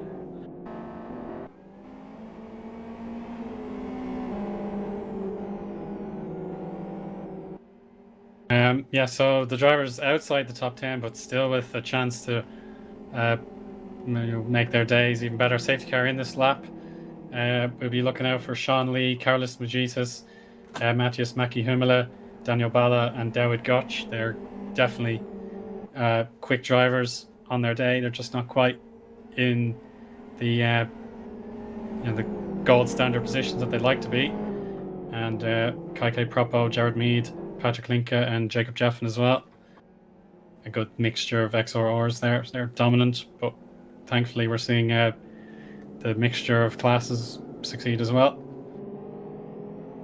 So yeah, Chris, safety car in this lap, and the tyre warming will continue in earnest, but hopefully no more issues with driver order and other mistakes in the preparations. They have to really get cracking now. There's no time for shenanigans.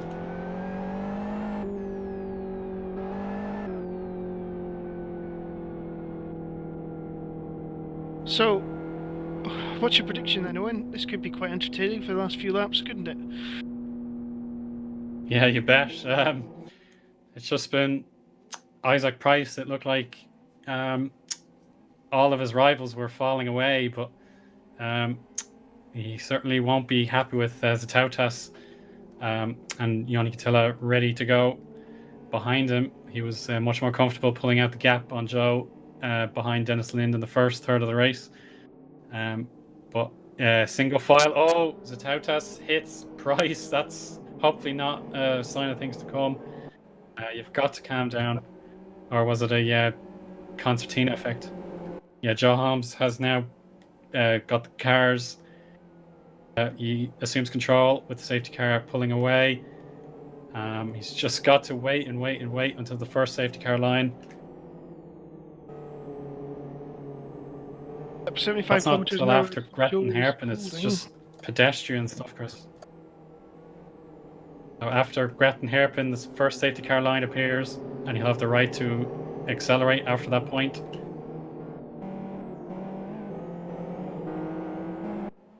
And let's go. Holmes goes. He's ready. Here we are. Green flag, green flag. We have a restart. He has pulled away from Zatautas, something forced Price to go ahead. He is on the outside of Joe Holmes now. He has a much better getaway. The apron is going to give Joe a slight chance, but the move is complete for the time being. Price defends the inside. Braking up. Slight oversteer there. Well held. Price takes the lead back. He loves these safety car restarts. Oh, Traffic Joe! behind. Come up on two wheels. Holmes. Managed to come down. Unbelievable. Sean Lee is making moves. Dennis Lind Harrop loses would places as well. Down 7. Down 10 even. Dennis Lind has massive damage. So something's happened there for Dennis Lind. He has led this race. He was in position to get a good finish. It was contact with Anne Brown, we believe, down into turn number 1 at Dean. Mackie Himmler made a mistake at Graceland just before Tarzan could begin. Matajitas is compromised. Gabor Georg slaps the grass at school straight. And Davik Touch and Daniel Bala as well.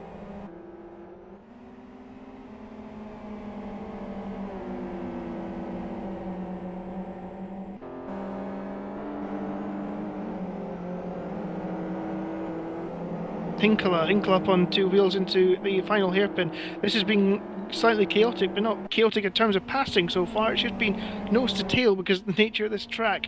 As squeezing by there on the apron there.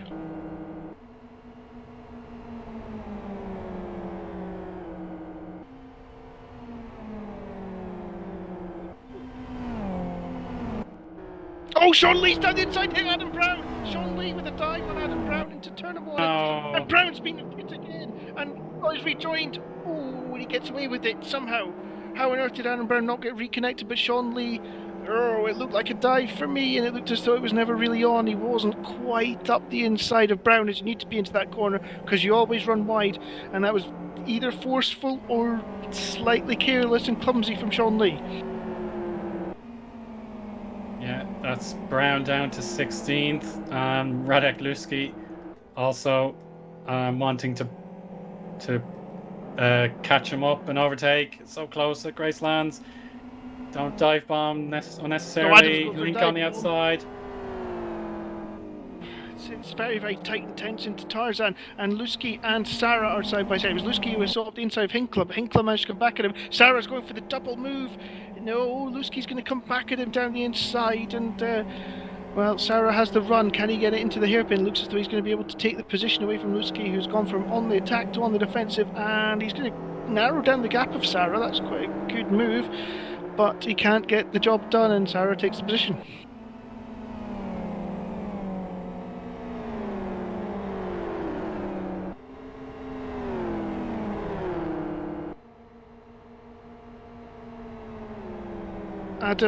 Adam Brown is overtaking Daniel Bala. Bala has still yet to come in the pits in this race and is really, really struggling with his tyres, but he might just get to the end of this race. He's still got reasonable speed. Brown comes past, though. A 3 wide behind Luski. Contact. Hinkler and Sarah, and Dennis Lind is right there as well. Sarah tries to go for the run-out of the corner, can't get the job done. Luski back up the inside. Dennis Lind makes a dive to the inside. He looks quite annoyed, and he's going to go for them all, is he? Oh, he's getting squeezed out there, Dennis Lind. He has to back off. Sarah also back off from him as well. Lind looking very, very angry, you have to say, which you kind of understand why Dennis Lind is in a bit of a foul mood, as he makes his 4th comeback in this series in 2 races, it feels like. Ayub El-Hanouni so close on Sarah's inside, but he's understeered at Gracelands. Jacob Jeffin not able to overtake it. The lead gap is 1.5 seconds. Tell you, it's Zatutas. Oh, Joe Holmes is having maybe slight issues there, but is it Setti's in the gravel again at Tarzan.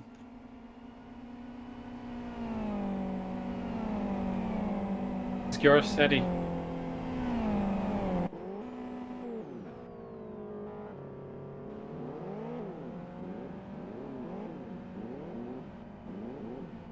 Yeah, there we are. Gorsetti gravel has gobbled them up. It looks as though they might be able to get him out without causing an issue with the drivers on. Oh, he's getting out himself. He's getting. He's got out himself, so there'll be no safety car, so we will run to the finish. And back at the lead group, Isaac Price is going to cross the first sector line, 1.4 second lead, but as a Tautas only half a second back. And Joe Holmes just has to decide, what am I going to do here? Can I gain on Isaac Price without losing my second place? Oh, Price is off! No, Price sorry, Holmes is off, sorry, Holmes. Oh. They both ran wide though, actually. Jesus. Holmes is in massive trouble here for some reason. He has been so ragged since his safety car restart. Can he hold on to second position? This has been one hell of a strange race. It's been an odd one. It's been a fascinatingly odd one. But we will have 2 laps to go at the line. Joe Holmes defending second position. Isaac Price has got away again in that XRR with Eoin Katia's face on it. Joe had a really good exit there though, and I think he's just going to be able to hold on to second position for just now, but he knows that any further little excursions, perhaps he was slightly distracted because I thought Isaac Price went off slightly as well, but Holmes holds on to second position and is just far enough ahead. Yeah, Holmes managed to recover from that excursion. Like, that was heart in the mouth stuff.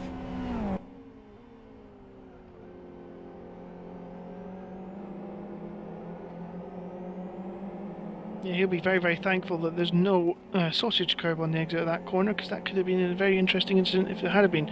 But he holds on to second position just now. Yeah, so a contender for driver of the day is definitely going to be Sean Lee. He gained a lot of positions at the first lap, and he's constantly been climbing the ladder and has 8th place in his grasp at the moment.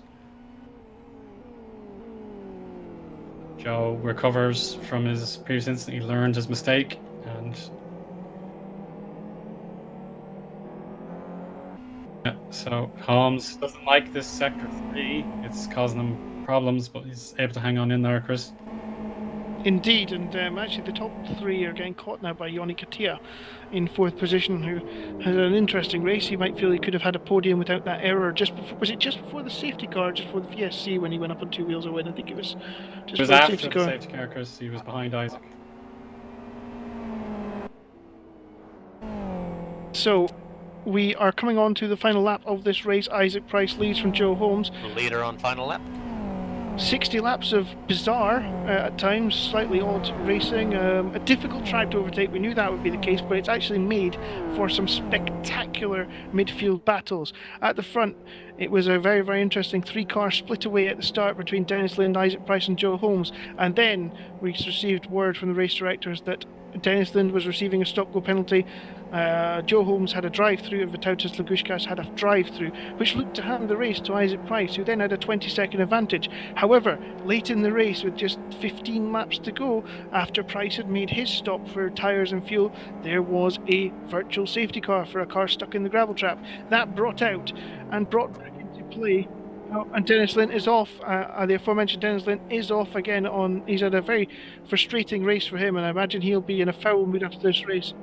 As Price comes down now, after when the virtual safety car was called, Joe Holmes had the advantage because he didn't have to go as slowly as Isaac Price did, and Price managed to claw back to within 2 seconds of him before the safety car came out. The safety car came out, and it gave a chance to Isaac Price to overtake Joe Holmes at the return of green flag racing, and he has never looked back. It's going to be victory again for Isaac Price in car number 2. It's 2 wins in 2021 for car number 2. Isaac Price wins again in a bizarre race, but fair enough.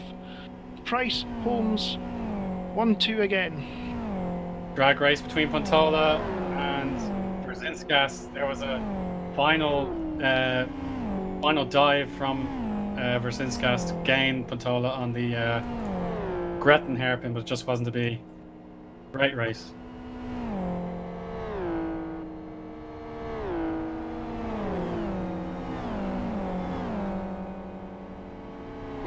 Sarah Paroppo go across the line. Sarah manages to hold them all off there for 25th position. Paroppo had a quiet race by his standards. I don't remember seeing very much of Kaiki Paroppo, but he comes home in 26th. There must have been some kind of issues there for the Brazilian driver, because usually he is far further up in the grid than that. So, very difficult. A very difficult race for him. Yeah, and then the 32nd and final finisher is Salvatore Garcetti. Or Sebastian Garcetti, excuse me.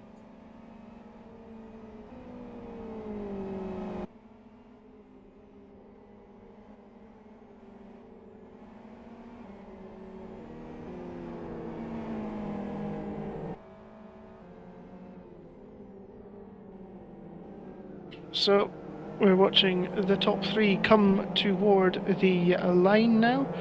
An XR 1, 2, 3, 4. Oh no, wait, 1, 2, 3, 4, 5 actually for XRs. The first FSR, Nico Pantola in 6th position. Who would have said that before the start of this race? Pete Butcher says Nico Pantola probably. I'm not sure Nico would have said that. But anyway, it was a fine race for the XR. The FSR had some pace at the start of this race before Dennis Lynn's penalty. It would be very, very interesting, I think, going to see what would happen without those penalties at the start. I agree. Yeah, it was a real fascinating duel between the top three guys, and just came to a halt as Price wasn't caught up by those penalties, and he pulled out a 20-second lead. Then the virtual safety car came into effect, and it reset everything.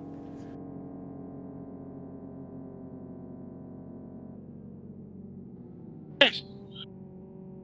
We are joined now. Speaking of the podium and speaking of incidents during the race. Joe Holmes, hello. How are you? Hello, not too bad yourself? We've had an interesting hour and 40 minutes. I can imagine. Where to start, Joe? I think we'll start right from the very beginning and get your thoughts on the incident on lap 1 that gave yourself, Dennis, and Vitautas penalties.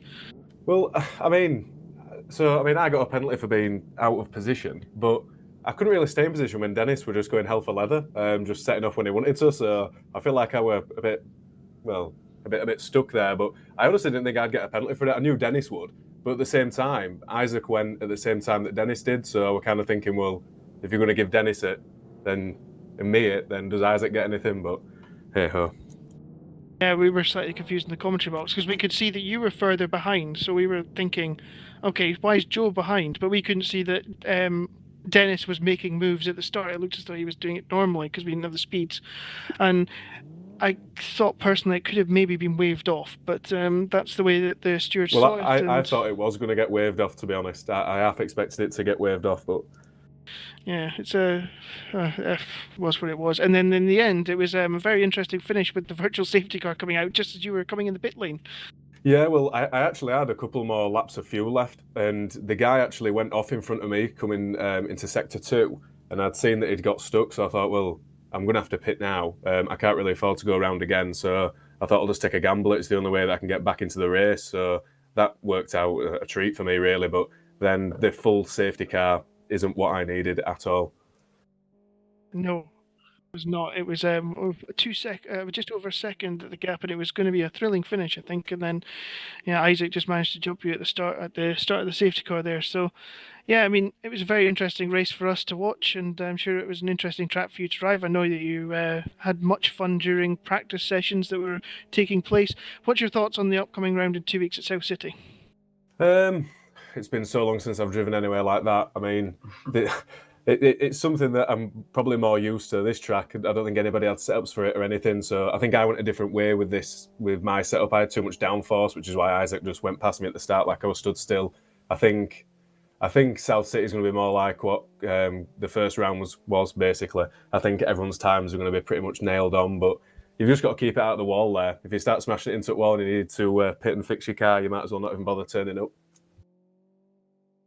Joe Holmes, thank you very much. Position 2 again today, and we see you in 2 weeks' time.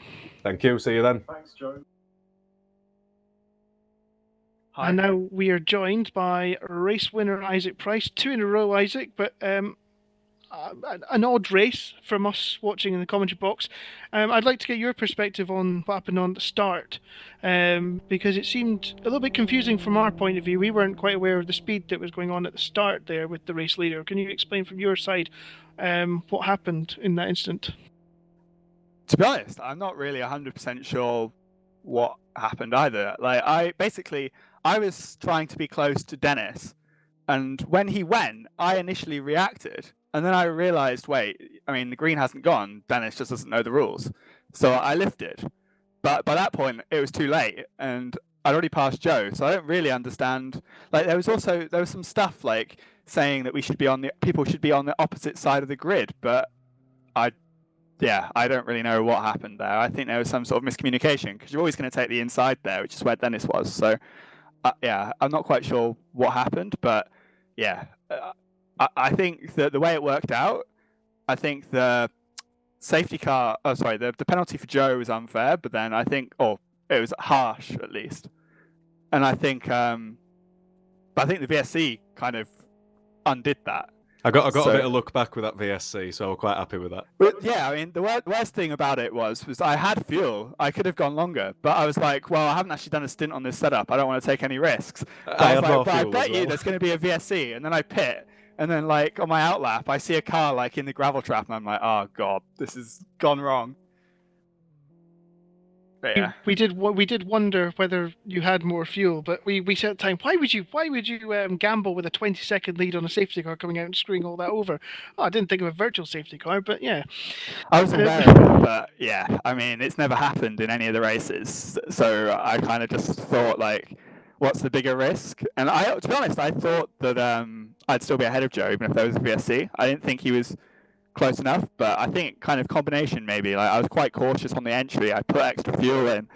I basically did the belt and braces approach, and then there's a VSC, and I lost out. But I think the race was actually really well poised because I'd managed to get the gap down to like under 2 seconds. I think it was like almost 1 second, I think. So yeah, I think the race would have been quite interesting. And then obviously there's the safety car at the end, and yeah, I don't know. Maybe if Joe had gone like on the entry to the last corner, I wouldn't have been able to stay close enough. But with the way the oval is, the safety car killed me. But I was running far too much downforce. I was just quick in weird areas. I didn't stand a chance against you. So as soon as that safety car came out, I knew that I'd have to jump the start so bad just to try and get out of your slipstream, and it just wasn't going to happen. Yeah, I mean, maybe between us, like I think we're both too switched on to get away with doing stuff like that. Yeah, like, exactly. Been around long enough that can't pull the wool over people's eyes and get away with that. So, yeah. I was hoping I could, but it didn't happen. All right, enough hugging. We want wars, not hugging, boys. This is supposed to be competition rather than mutual. Should we go back to 2009 or whatever it was? No, we don't have Nikki Dakovic around to cause problems. So. Anyway, right. Thank you very much to Isaac and Joe there. Nice.